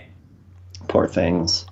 It's a bigger waste of time than them chasing the number of actual voter fraud cases that they have, because largely they have 4. There are 4 actual lawsuits filed based on individual voter fraud in all of these cases. The 2 guys I mentioned in Pennsylvania who believe that they were denied their vote because other people were granted a right that they were not granted, that they should have been granted, but since they didn't get that right, no one else should get that right, because like the madness of follow that law. Follow, since my case, since I was robbed and nobody found the person that robbed me, I don't want them to go look into any other robberies. I mean, the legal slippery slope there is just inane. It's amazingly dumb. And then the other 2, of course, voter fraud cases are 2 voters who voted for Donald Trump on behalf of their dead relatives, who they're sure would have voted for Trump had they only survived. And they voted in good faith for their dead grandma and dead grandpa, who are going to go to jail. Not the dead people, the other ones. It's me and my grandma's urn in jail. Yeah. So these two fraudulent Trump voters are going to go to jail. And then these other 2 guys, their lawsuit's just going to get thrown out. These are the only 4. Those are the only standing cases that actually went through. They were ruled on. 2 people going to jail, 2 people going, no, you can't deny other people rights that you were denied. You have, because your lawsuit isn't with them. Your lawsuit should be against the county clerk who, that's right, Kat, tell him. That the lawsuit. There's so much to say about all of this. No doubt. Hi, Nat. They should have sued the county clerk in their red district who was throwing out mail-in ballots willy-nilly. But they can't. You know why they can't, Johnny Million? Do you know why they can't do that?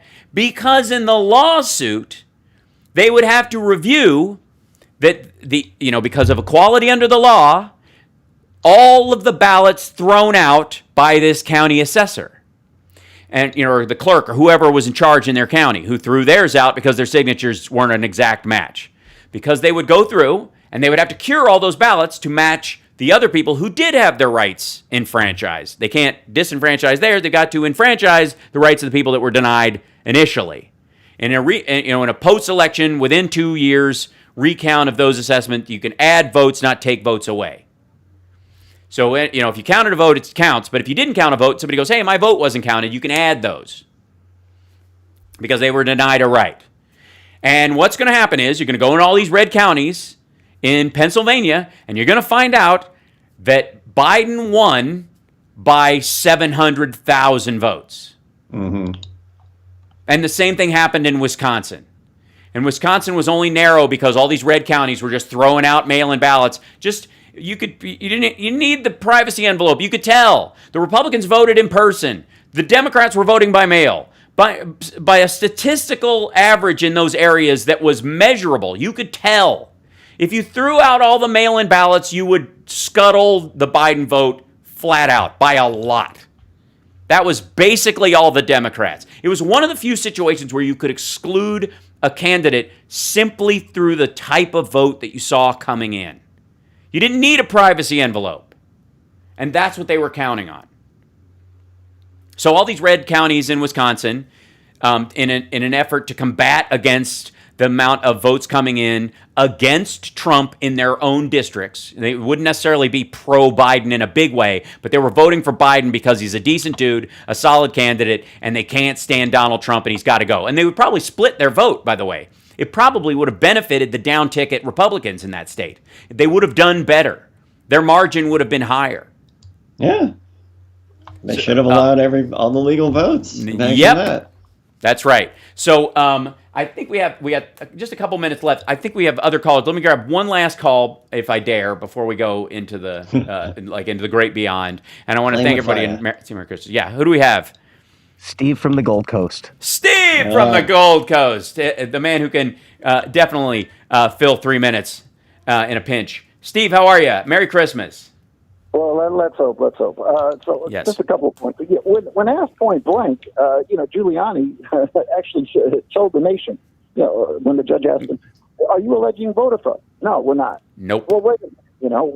Everybody's scratching their head because the narrative that is offered up on right-wing media is different than what you can actually say in front of a judge where there are sanctions, which explains why, there's serious consideration to this notion that people like Giuliani and others should face some sort of sanctions as being officers of the court forwarding these sorts of cases, knowing full well if you don't have a good faith belief in what you're doing and that it's a legitimate case and that you're not trying to defraud the court, then you are abusing the process, and there are sanctions that come with that, and that's why those are being discussed. And also, this whole question about, well, should Texas be allowed to demand that Pennsylvania behave in XYZ fashion when it comes to conducting the election? Let's not give the high court too much credit. They knew full well that if they actually took that case and opened up that door, that means going forward, California can go ahead and challenge ID laws in Mississippi. Oh, yeah.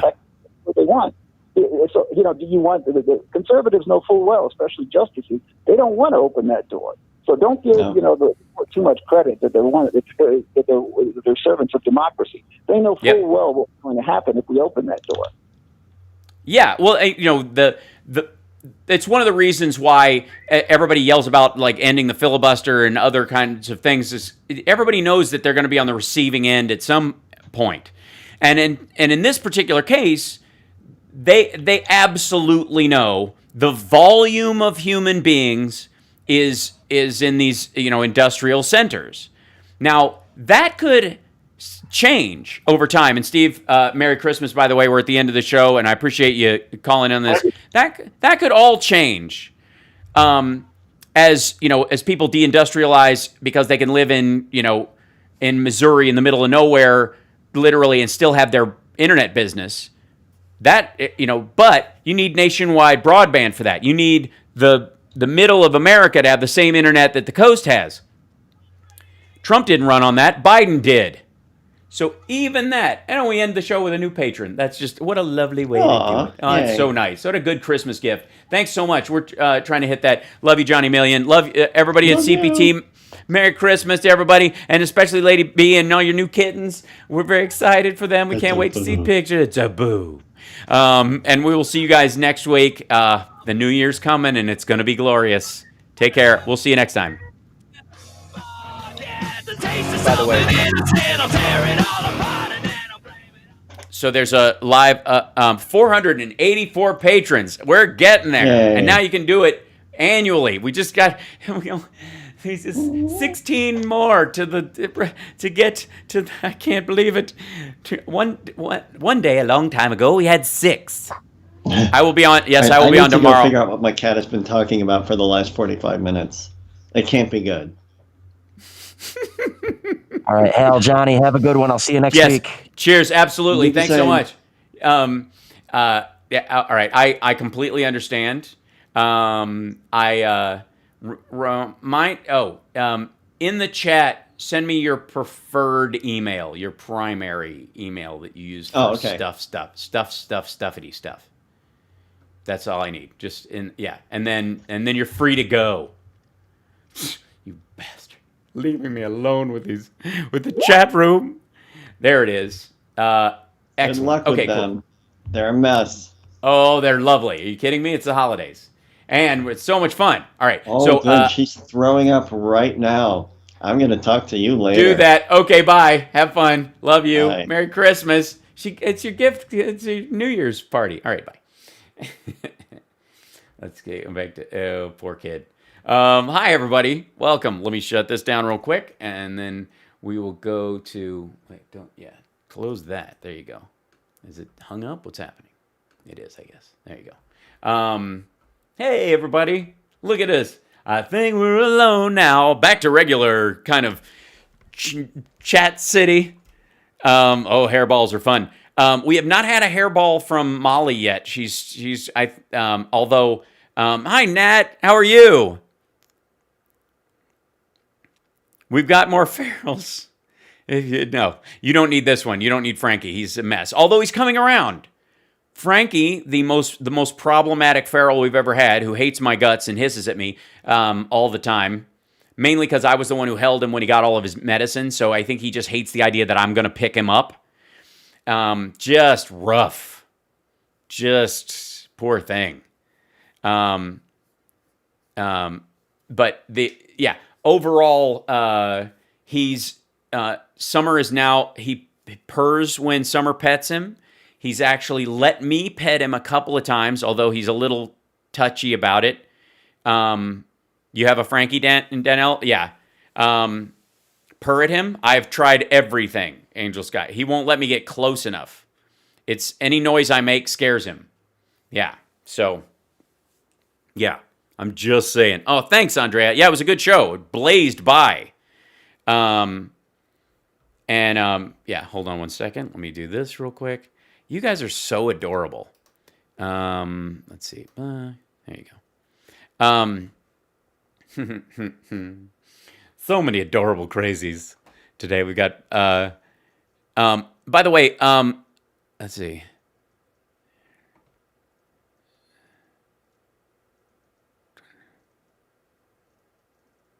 Let's see. Scrolling back through.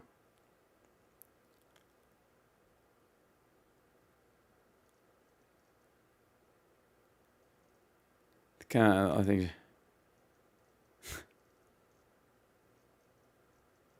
Scrolling. Oh, they're eating dinner. There you go. I'm always amazed. And by the way, let's see. There you go. Goodbye. There you go. The cut and paste people on Facebook are the ones I have the most problem with. Update just flash on Tennessee. Okay, I'm gonna see if I can find that on the Twitter machine for us to check in on.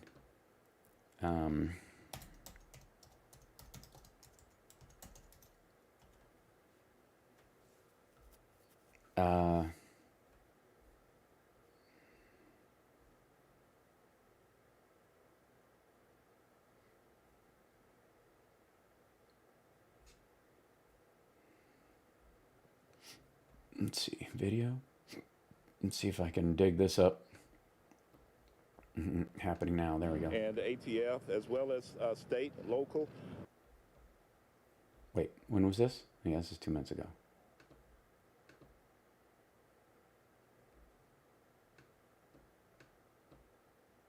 Oh, it is playing? No? Play it back. What are you doing? All right. Well, fine. Fine. Be that way, Periscope. See if that works. With regard to this chaotic event.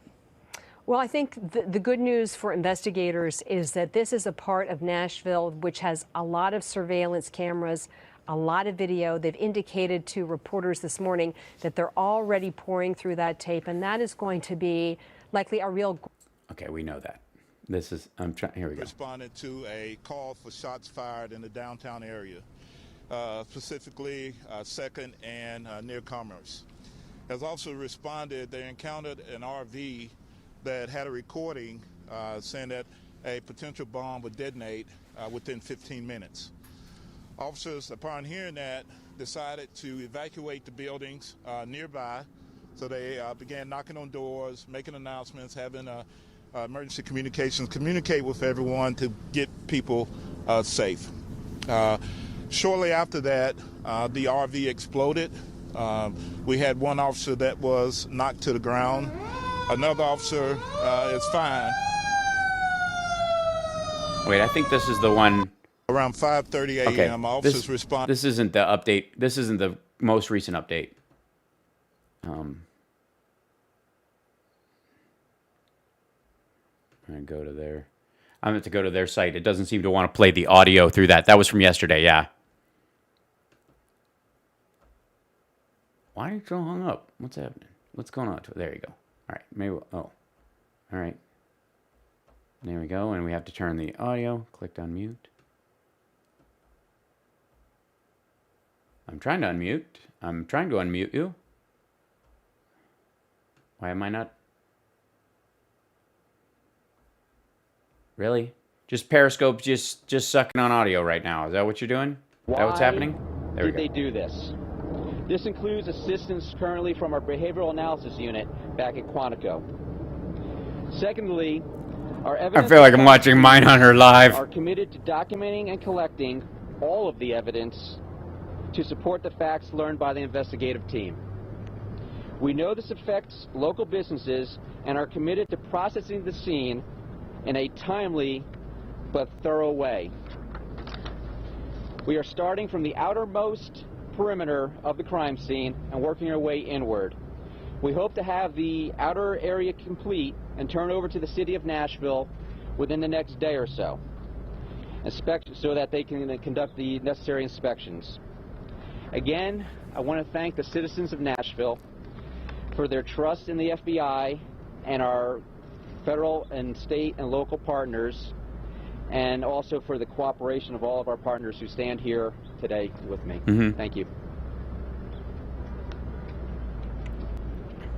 Good afternoon. My name is Mickey French. I'm the special agent in charge for the Nashville Field Division. ATF has numerous personnel here on the ground working seamlessly with all the agencies represented. Specifically, we have the National Response Team. ATF's National Response Team is the only accredited forensic investigative team in the country. They're outstanding at what they do. They're made up of certified explosive specialists, bomb technicians, forensic chemists, engineers, and we have integrated and working seamlessly with the Metro Nashville Police Department as well as the FBI and all agencies involved. Just to reiterate what everybody has said before me, we've had over 500 leads and tips, and our job as a law enforcement agency is to make sure that this community is safe. And we are making sure that we're following through with each and every one of these tips and leads seamlessly, integrated, with no effort at all, and no impact, hopefully keeping the community safe. Thank you. All right. At this time, we can answer a few questions. We're mindful that we can't really get into too much details of the investigation. We know you have questions and information, but we'll attempt to take a few at this time. Yes, sir. We've identified a person of interest. Is there anything you can tell us about that person? So we can't confirm any individuals or anybody we've identified. Again, as we've mentioned, we have over 500 investigative leads, and we're following up on every one of those. So there are a number of individuals that we're looking at. So at this point, we're not prepared to identify any single individual. We have 100 leads for every person involved. At this point, we don't have any indication that we are looking for another subject. But again, there's 500 leads we're running through, so there's all kinds of individuals we're looking for. Glad to be here, Cindy. Thank you. That is something we're vigorously working on right now. We do not know at this point, but we're working under that assumption and processing as such. Do you believe it was one person acting alone? We do not know that. Again, we're following up every investigative lead, although we do believe there are currently no active threats. This seems so absolutely random, out of nowhere, that an RV would have an announcement warning of an explosion, and then it would happen. What kind of a person would do this, and how confident are you to be able to find them and find out why? So I can't answer what kind of person. Again, we're engaging with our behavioral analysis unit back at Quantico. They are experts in this area, so we hope to get some answers through them. I have some ideas. I'm sorry, what's the second part? And how confident then are you that you will be able to find the person and then find out why they did this?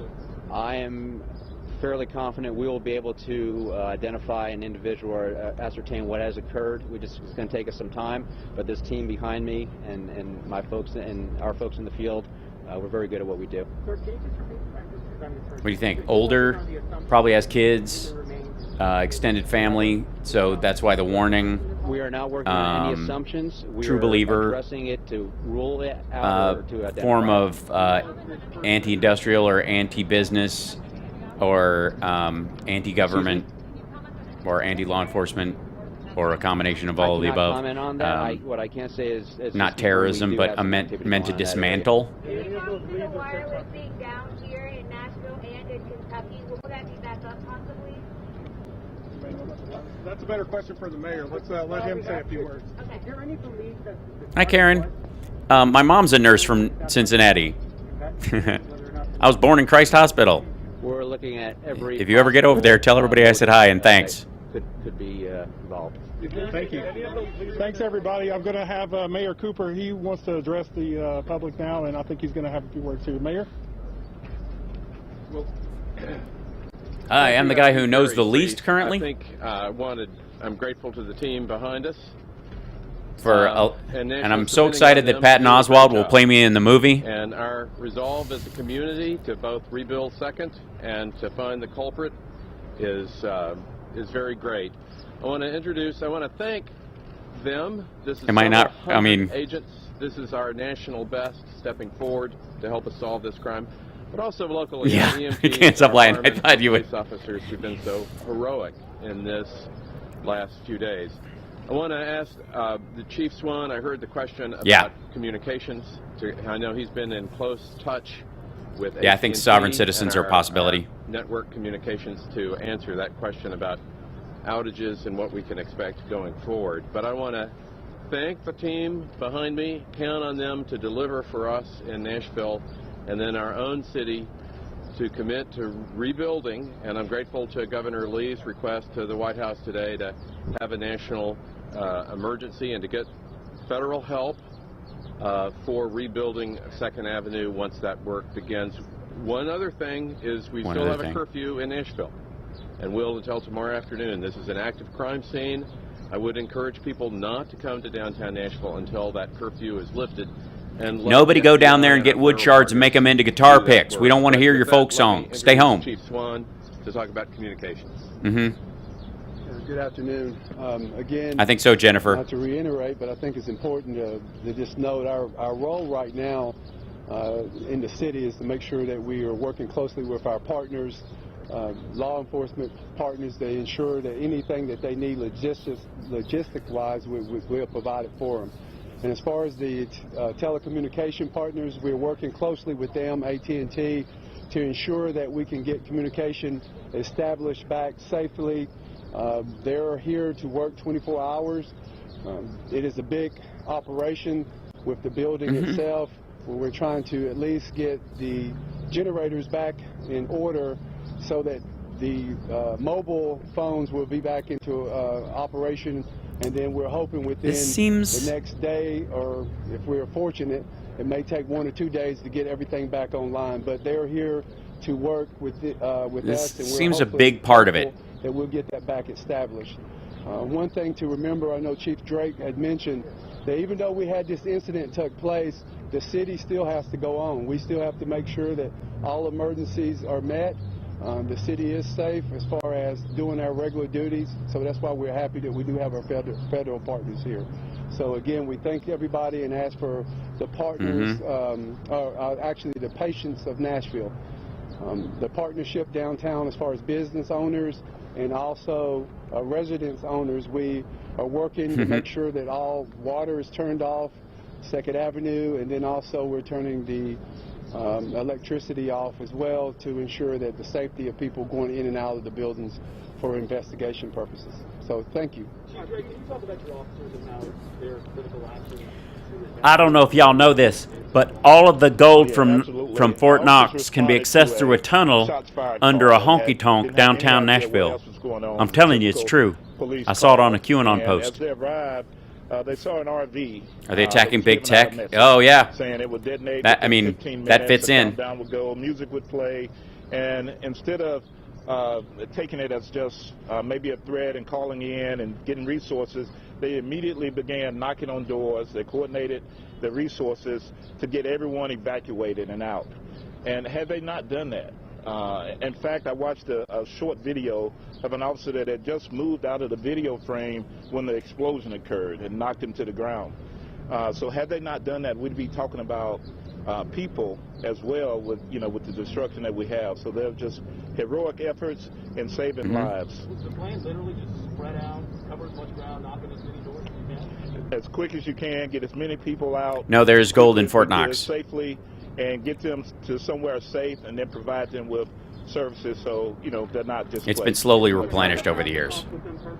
I didn't hear you. Have you had a chance to talk with your officers personally? I have. I talked to each one of those at the scene, thanked them for their efforts, and they were really didn't want the thanks. They just felt that was their job, and it was their honor to be able to serve our city. What was that moment like for you, knowing the fact What is the world coming to? Nashville gets bombed, and somebody puts up a gingerbread monolith in San Francisco. What is happening? That are selfless like that. And they're not concerned about their own safety, but the safety of our city.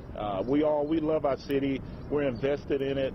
Kimchi, what are you talking about? The police absolutely did. They cleared buildings when a bomb was going to go off. They put their lives in danger so that they could clear people out of those buildings. Are you insane? Verbatim was just saying there would be a detonation within 15 minutes. As the other people left the building, 14 minutes, so it was a countdown this is the state of the Periscope trolls at this point, crapping on cops who went door to door, units to respond, and just at that time, who stayed until everyone was out of the building. That's all we have time for questions. We'll be back in touch with you. I want to thank you guys for staying with us to help us get critical information out. We know we'll deal with the rest for one-on-one side of. So, honest to God, like, how do you honestly? I'm curious. I think it was a Periscope troll who said that. I'm not a troll. They did their job.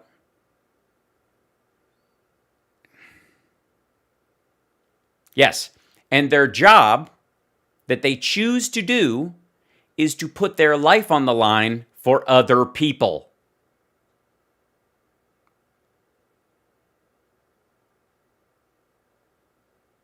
What a bunch of ignorant garbage.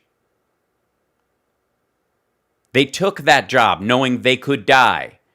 And when confronted with a situation where they could die, they continued to do their job. What the hell?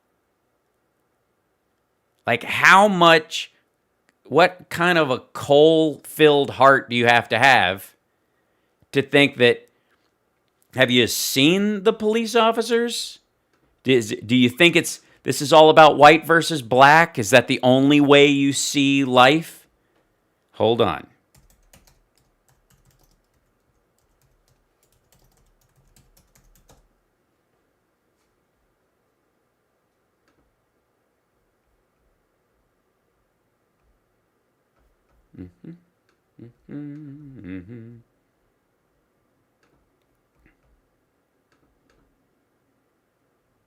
See these folks?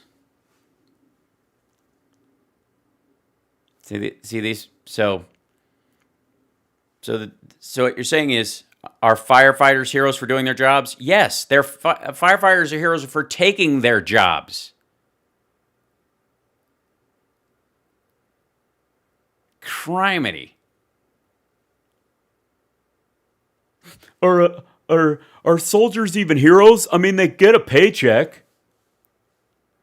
What the hell? All these people could have died doing their job. And they took the job knowing they could die doing their job. And on a day when they were confronted with the fact that they could be blown to bits doing their job, they kept doing their job.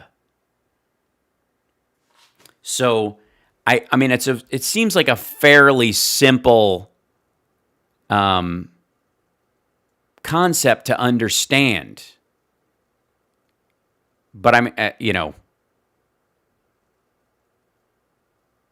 the response, yeah.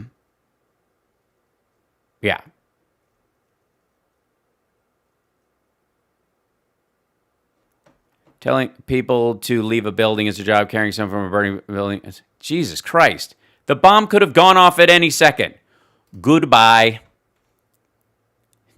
So the person who set the bomb in the RV said this bomb's going to go off within 15 minutes. You arrive at 5:34 a.m. to see this RV saying a bomb will go off within 15 minutes. How long has the recording been playing? How long? 5 minutes? 1? 14?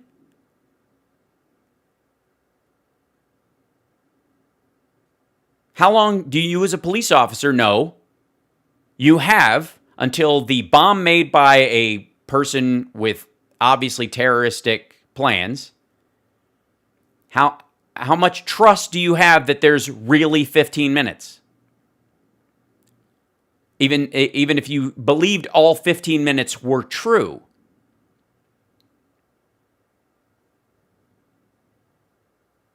And you go, as they did, into the building directly across from the RV where the most damage was done and the most people could be killed, and work your way out, clearing the buildings and not leaving until everyone is out.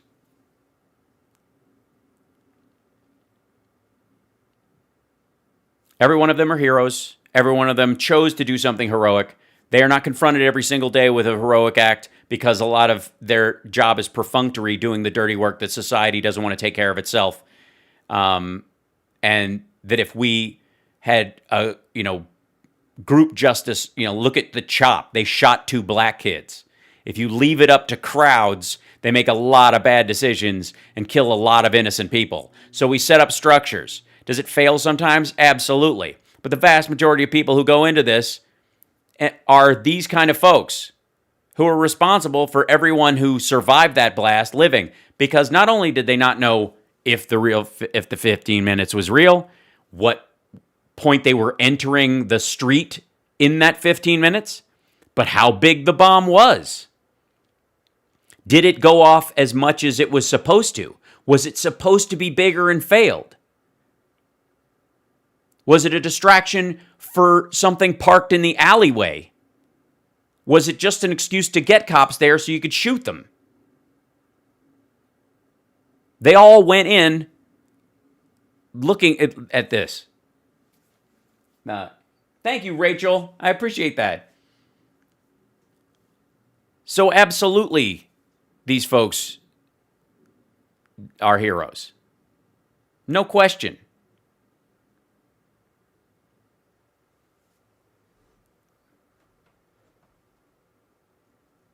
Yeah.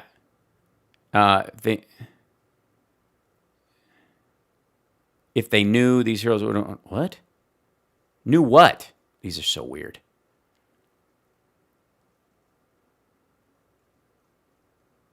Am I going to trust the timeline? You mean me or the cops? The people who walk up. Are you going to trust the timeline?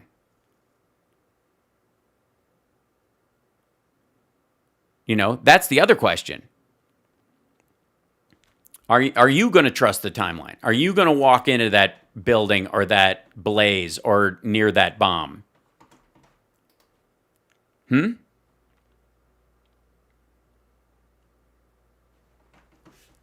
Because, I mean, obviously, let's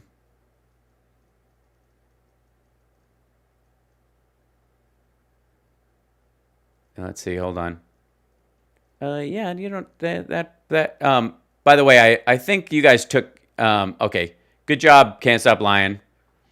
Yeah, because, you know, and again, let's be honest, a lot of the trolls that are talking about this stuff, it just gives me an opportunity to clarify how I feel about what these people did and how I think they deserve accolades for it, because I don't believe a lot of the trolls who are spouting off negative things about them or this or anything are actually legit true believers in what they're saying, any more than I believe any of the QAnon crowd that come into the chat and ramble about stuff either. I don't. I mean, I use the opportunity to talk about the stuff that I like and want to have happen, right? But by no means do I actually take seriously anything the trolls write. If I think it's just somebody being confused or ignorant or being a jerk, I'll talk to them for a minute. But on a political or socio-political level, you're kidding, right? I have never understood, like, people getting,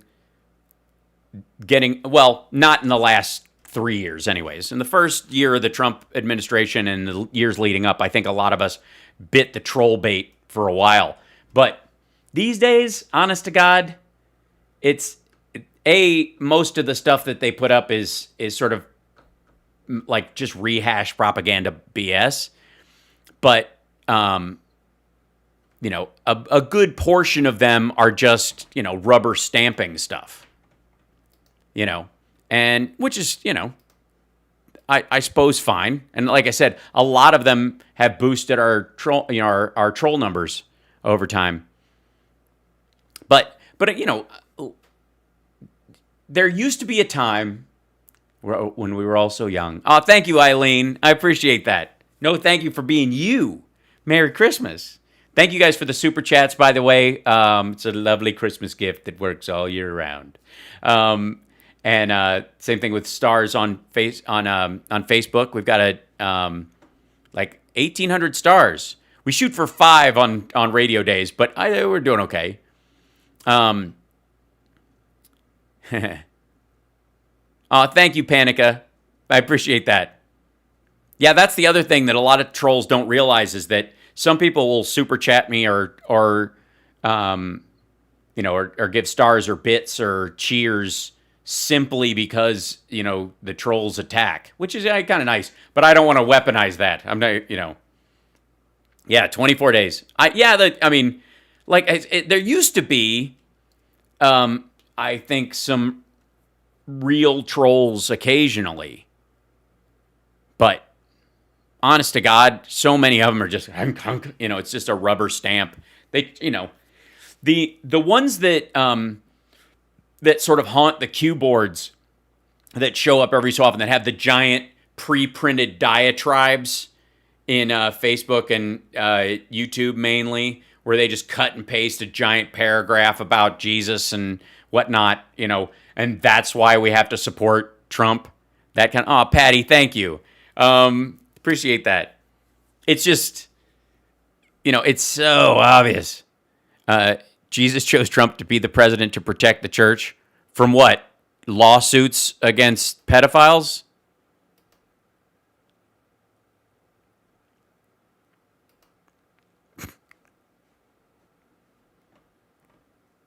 Really?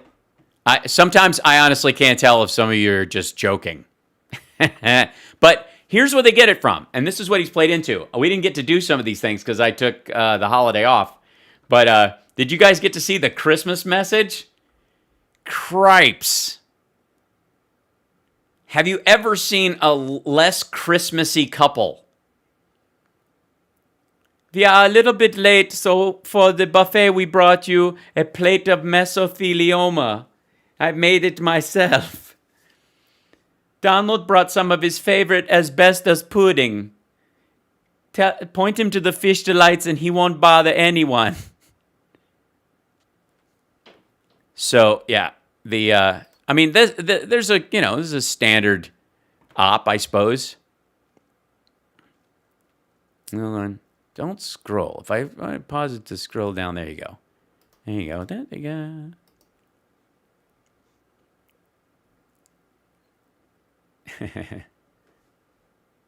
This was, I mean, let's all look at both of them read a teleprompter while they try to make us forget that she went fuck Christmas in her recorded audio with her friend who was stealing money, and while he has to read from a teleprompter to tell the story of Jesus's birth on Christmas, like it's the first time he's having it.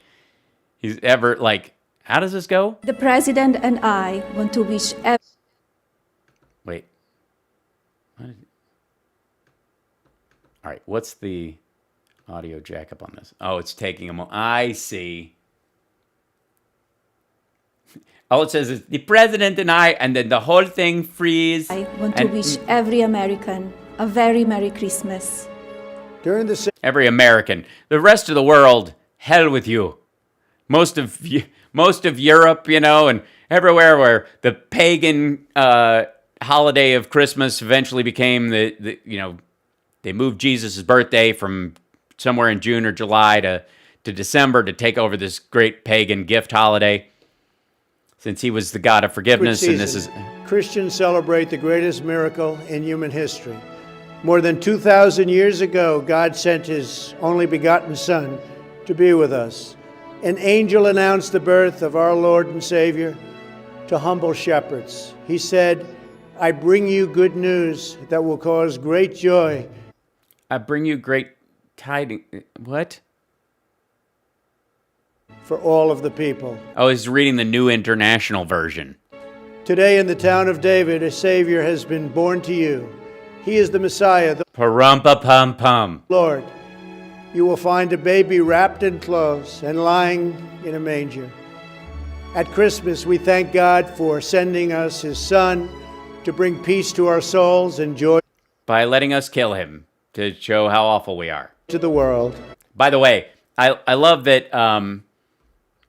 insofar as the characters in this, there's baby Jesus, and I guess the wise men. I like the fact that like this jazz musician dude is just hanging out. Oh, thank you, Amy.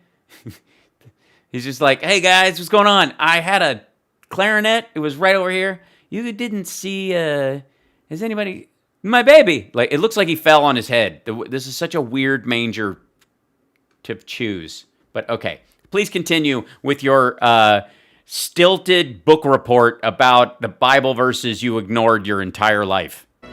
As you know, this Christmas is different than years past.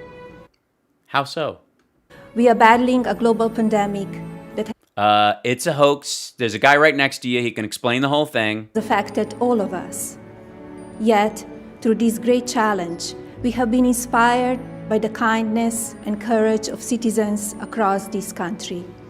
Yeah, the maskless maggots kicking over shopping carts, the Trumpsters coughing on people to show that it's all fake.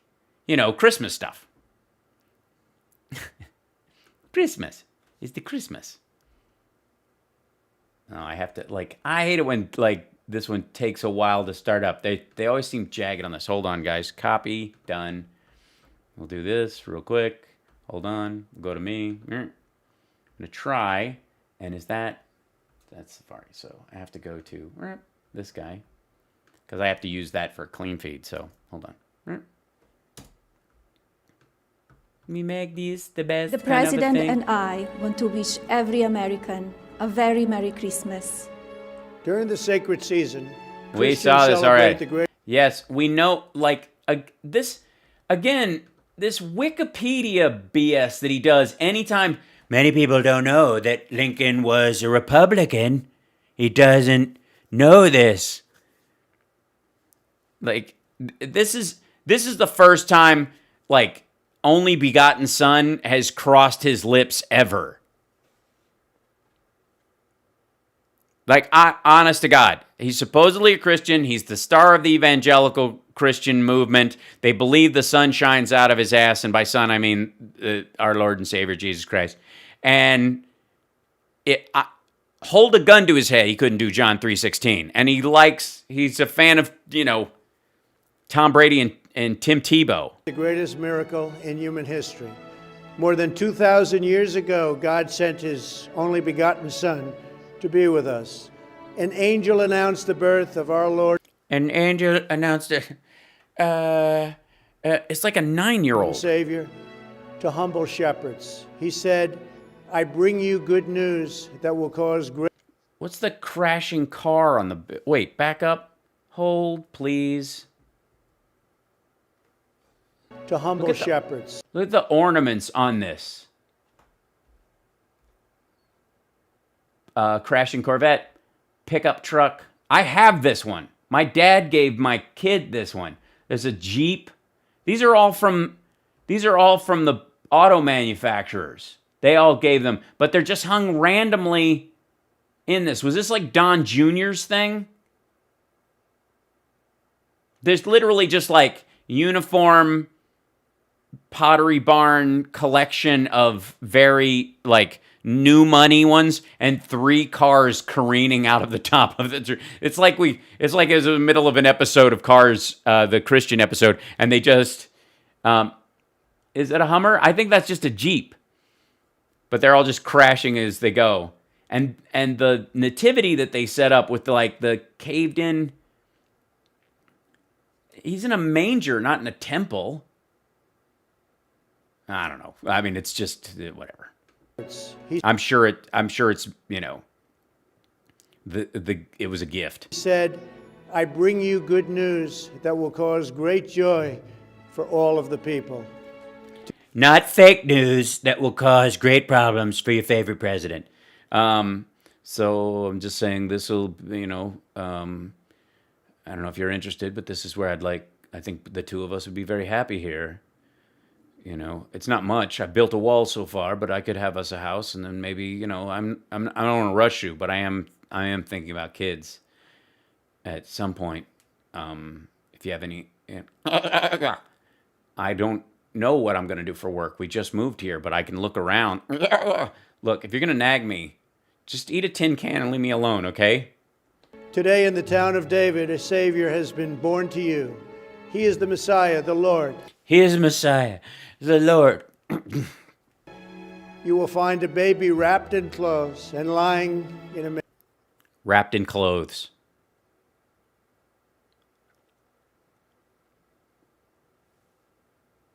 Wrapped in clothes. Manger. At Christmas, we thank God for sending us his Son to bring peace to our souls and joy to the world. 2 things that I have tried to stop dead in its tracks. As you know, this Christmas is different than years past. Yes, last year you had half a shirt. You had 2 halves of a shirt. This year you have 1 half of a shirt. That's like, oh, it's a designer blouse that passes as a jacket. So the lapel, there's a double lapel, 1 white, 1 black. And then the white lapel folds over the... Oh, I see. Is she going to do this at some point? All right. We are battling a global pandemic that has affected all of us. By the way, his eyes are bloodshot. Yet, through this great challenge, we have been inspired by the kindness and courage of citizens across this country. Teachers have worked extraordinarily hard to keep our children learning. Students have delivered groceries to elderly neighbors. Do we have footage? Can we go to footage of this? I mean, we fixed a couple of the early problems with an edit by going to the manger and letting you redo it like 3 times. I mean, an adult could do this live, but sorry. Communities have found new ways to stay connected to one another. Courageous You mean besides delivering groceries to elderly people? first responders, doctors, and nurses have given everything Extraordinary hard. to save lives. Brilliant scientists have developed treatments and vaccines. Why does she look so afraid? Botox. We are delivering millions. My line. The word Trump just came up in all caps in the teleprompter. My turn. Millions of doses of a safe and effective vaccine that will soon end this terrible pandemic and save millions and millions of lives.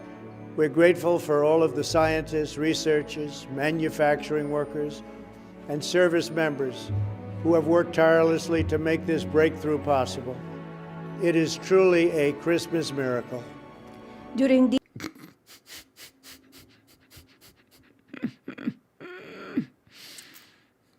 this wonderful time of year, we also give thanks for the brave and Calm down. The string section is too loud. We're trying to. Can you not? Thank you. selfless Americans who keep us safe. We are forever grateful for the men and women of law enforcement and the heroes of the United States Watch him. Oh, you see his body start to lurch? It's almost his line. military. In this holy season, we thank God for his infinite love, and we pray that the light of his glory will forever shine on this magnificent land. On behalf of Melania and the entire Trump family, we wish you a very Merry Christmas and a Happy New Year. Well, obviously not Jared and Ivanka. I mean, technically. Why would you? Why are you? Hold on. Look how fast they fade out. Hold on. On this magnificent land. On behalf of Melania and the entire Trump family, we wish you a very Merry Christmas and a Happy New Year. Cut. Get out quick. What? How fast did he swear after that?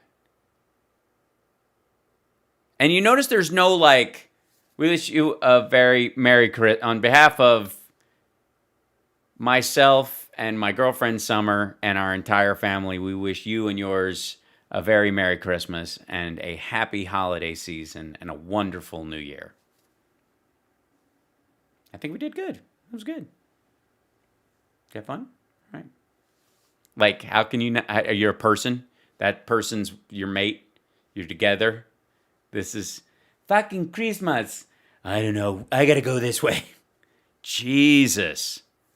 Overworked. Yeah, well, I mean, I don't ever begrudge them not having Barron around. He's a minor. I have no issues with that kid at all. If he grows up and makes choices later in his life, you know, fair game when he's an adult like everybody else. But for, you know, while he's a kid in the White House, no. No. I mean, you can comment on the fact that he's super goddamn tall. That's amazing. But you know, that's just obvious to the visual eye. The rest of it is like, he's welcome to have whatever feelings, thoughts, whatever. He's a minor. It's just how it works. Sorry. I just have do I have different lighting? No, it's the same lighting that I've had. Although I did, yeah, I have one little booster light I put down here for that to make the cutout of the green screen a little better, which is helping, but that's it. Why do you ask? Yeah.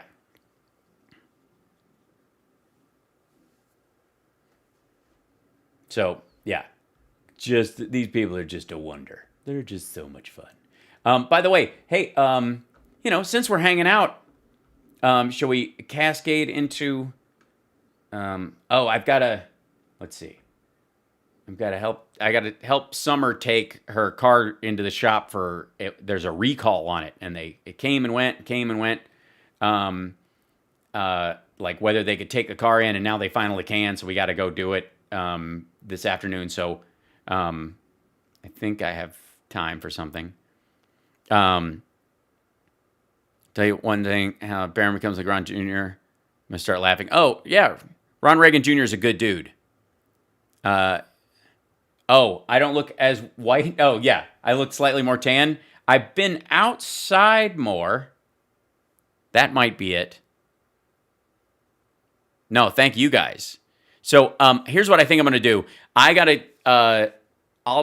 make sure that I can get Summer to her car appointment and get her back. And then I'm gonna come back on later on at the regular time if that's all right with you guys, because I've missed doing the stream, the regular one. If you're up for it, so yeah. If you guys are game, if you feel like, I'll drop back in later on. Is that all right?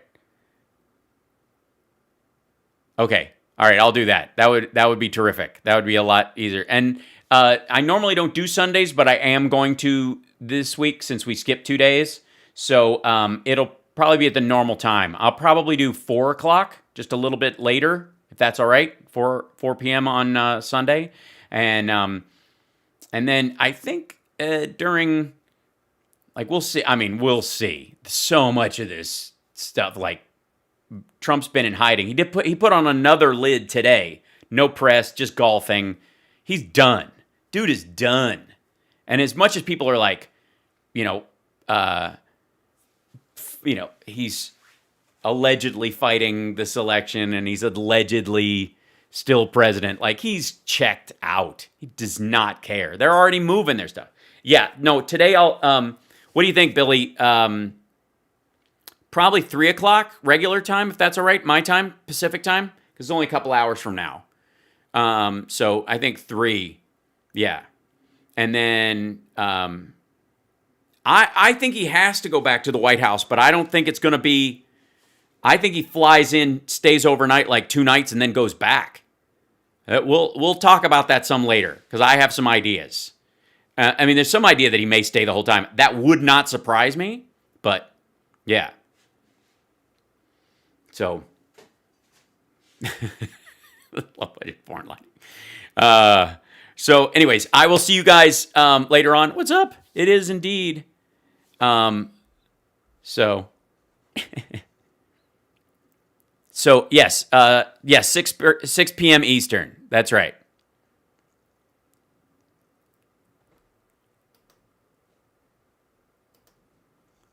So, and again, thank you guys for joining me both for the radio show and for hanging out afterwards. And of course, thank you for our new patrons. That's amazing. Thank you for everybody.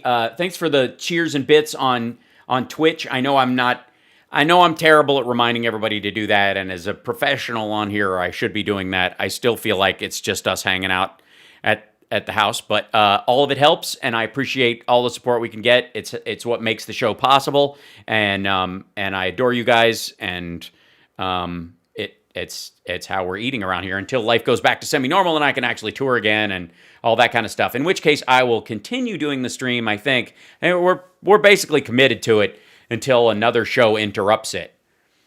Hi, Finley. Well, welcome back. Oh, she doesn't need any. She's got plenty. So yeah, so I appreciate you guys joining me on this one. If you feel lost on Twitch, it's a bit weird, it's fun, but that's what we do. And we will see you guys later on this afternoon, especially the trolls. Thank you guys for padding our numbers. If it wasn't for you guys, we wouldn't be growing as fast. And again, the nice thing about us hanging out, our the chat that wants to be here and the viewers that like the show, is that we're not wasting our time. We're using it. We're enjoying it socially. We're informing ourselves. We're interacting with other people, and we're having a good time. The the trolls, unfortunately, the ones that aren't being paid. I mean, obviously, some of you are making a living, and I don't begrudge you that. I mean, I suppose it's slightly less ethical than hooking. What do you do? But I would like, at least the folks, the genuine trolls that are here, that are doing it for free. There's a certain joy in knowing that you'll never get the time back that you spent with us, and you were miserable the whole time. It's just kind of,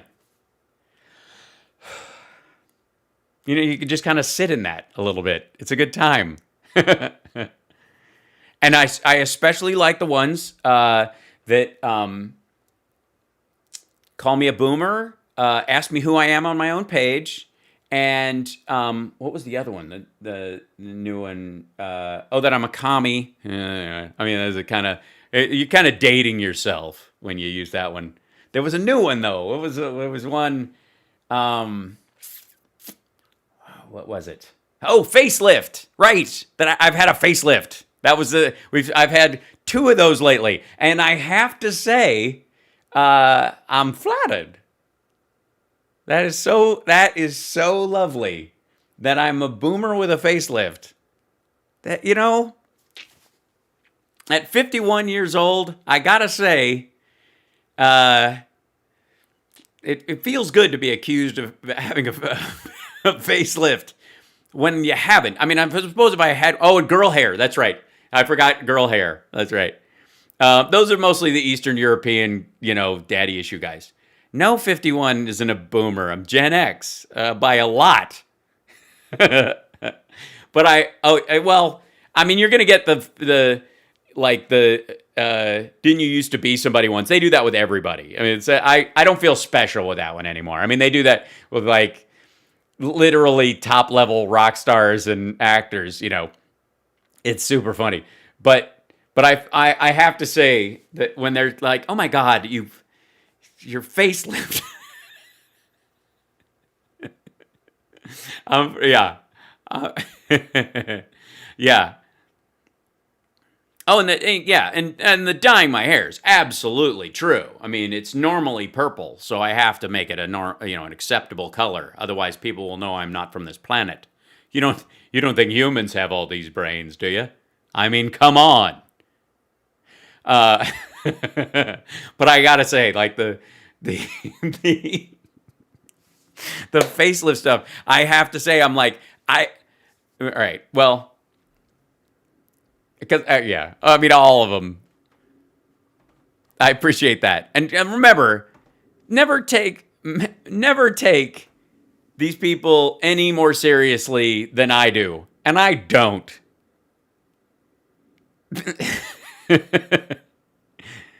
So, I loved. Oh, thank you, Connie, to get the stitches out. Is there an extra charge? Is it going to cost me? How do I even?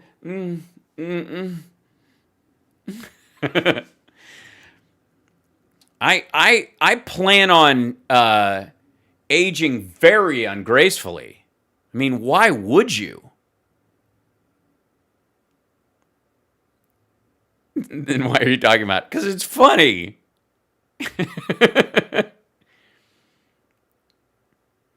Why are they talking about it? That's the funny thing. You know what I mean? And yeah. And I especially like the ones who, who are here, who, spend all their time, sort of complaining about liberals or progressives or communists or Antifa or who just fly in and go, here's what other people say, so you must be saying the same thing, so I'm going to say the same thing about you or whatever. Cha-ching. Those are the ones you can really tell, are trying to make some coin. So, yeah. Anyways, I adore you guys. Yes, I will give you my anti-aging secrets one day. I can't be on those Cindy Crawford ones. I have too many, I have the forehead lines from being a comedian my whole life. So they don't, they'll reject me. Well, I would be glad to be the little brother you never had, Kim. I'm glad. I act like a Let's Play YouTuber? What's that? Now I got to go look that up. Good Lord. Okay, I'll see you guys at 3. Take care of yourselves and take care of somebody else. And try to have some fun, will you? Will you remind yourself when these people try to drive you nuts that they're ridiculous? And that you just remember in that moment, oh, I'm sorry. It's kind of like when that video of the cat being attacked by the stuffed tiger and the cat's like flipping out and attacking the stuffed tiger. It's like when you're startled and you're like, oh, I was startled. And then you laugh about being startled. That's what you do with trolls. That's how they work. That's how you do it. You go, oh, I was shocked by that. I forgot this person's a mess. So, yeah. Anyways, I will see you guys later. Take care. See you soon. Okay, bye.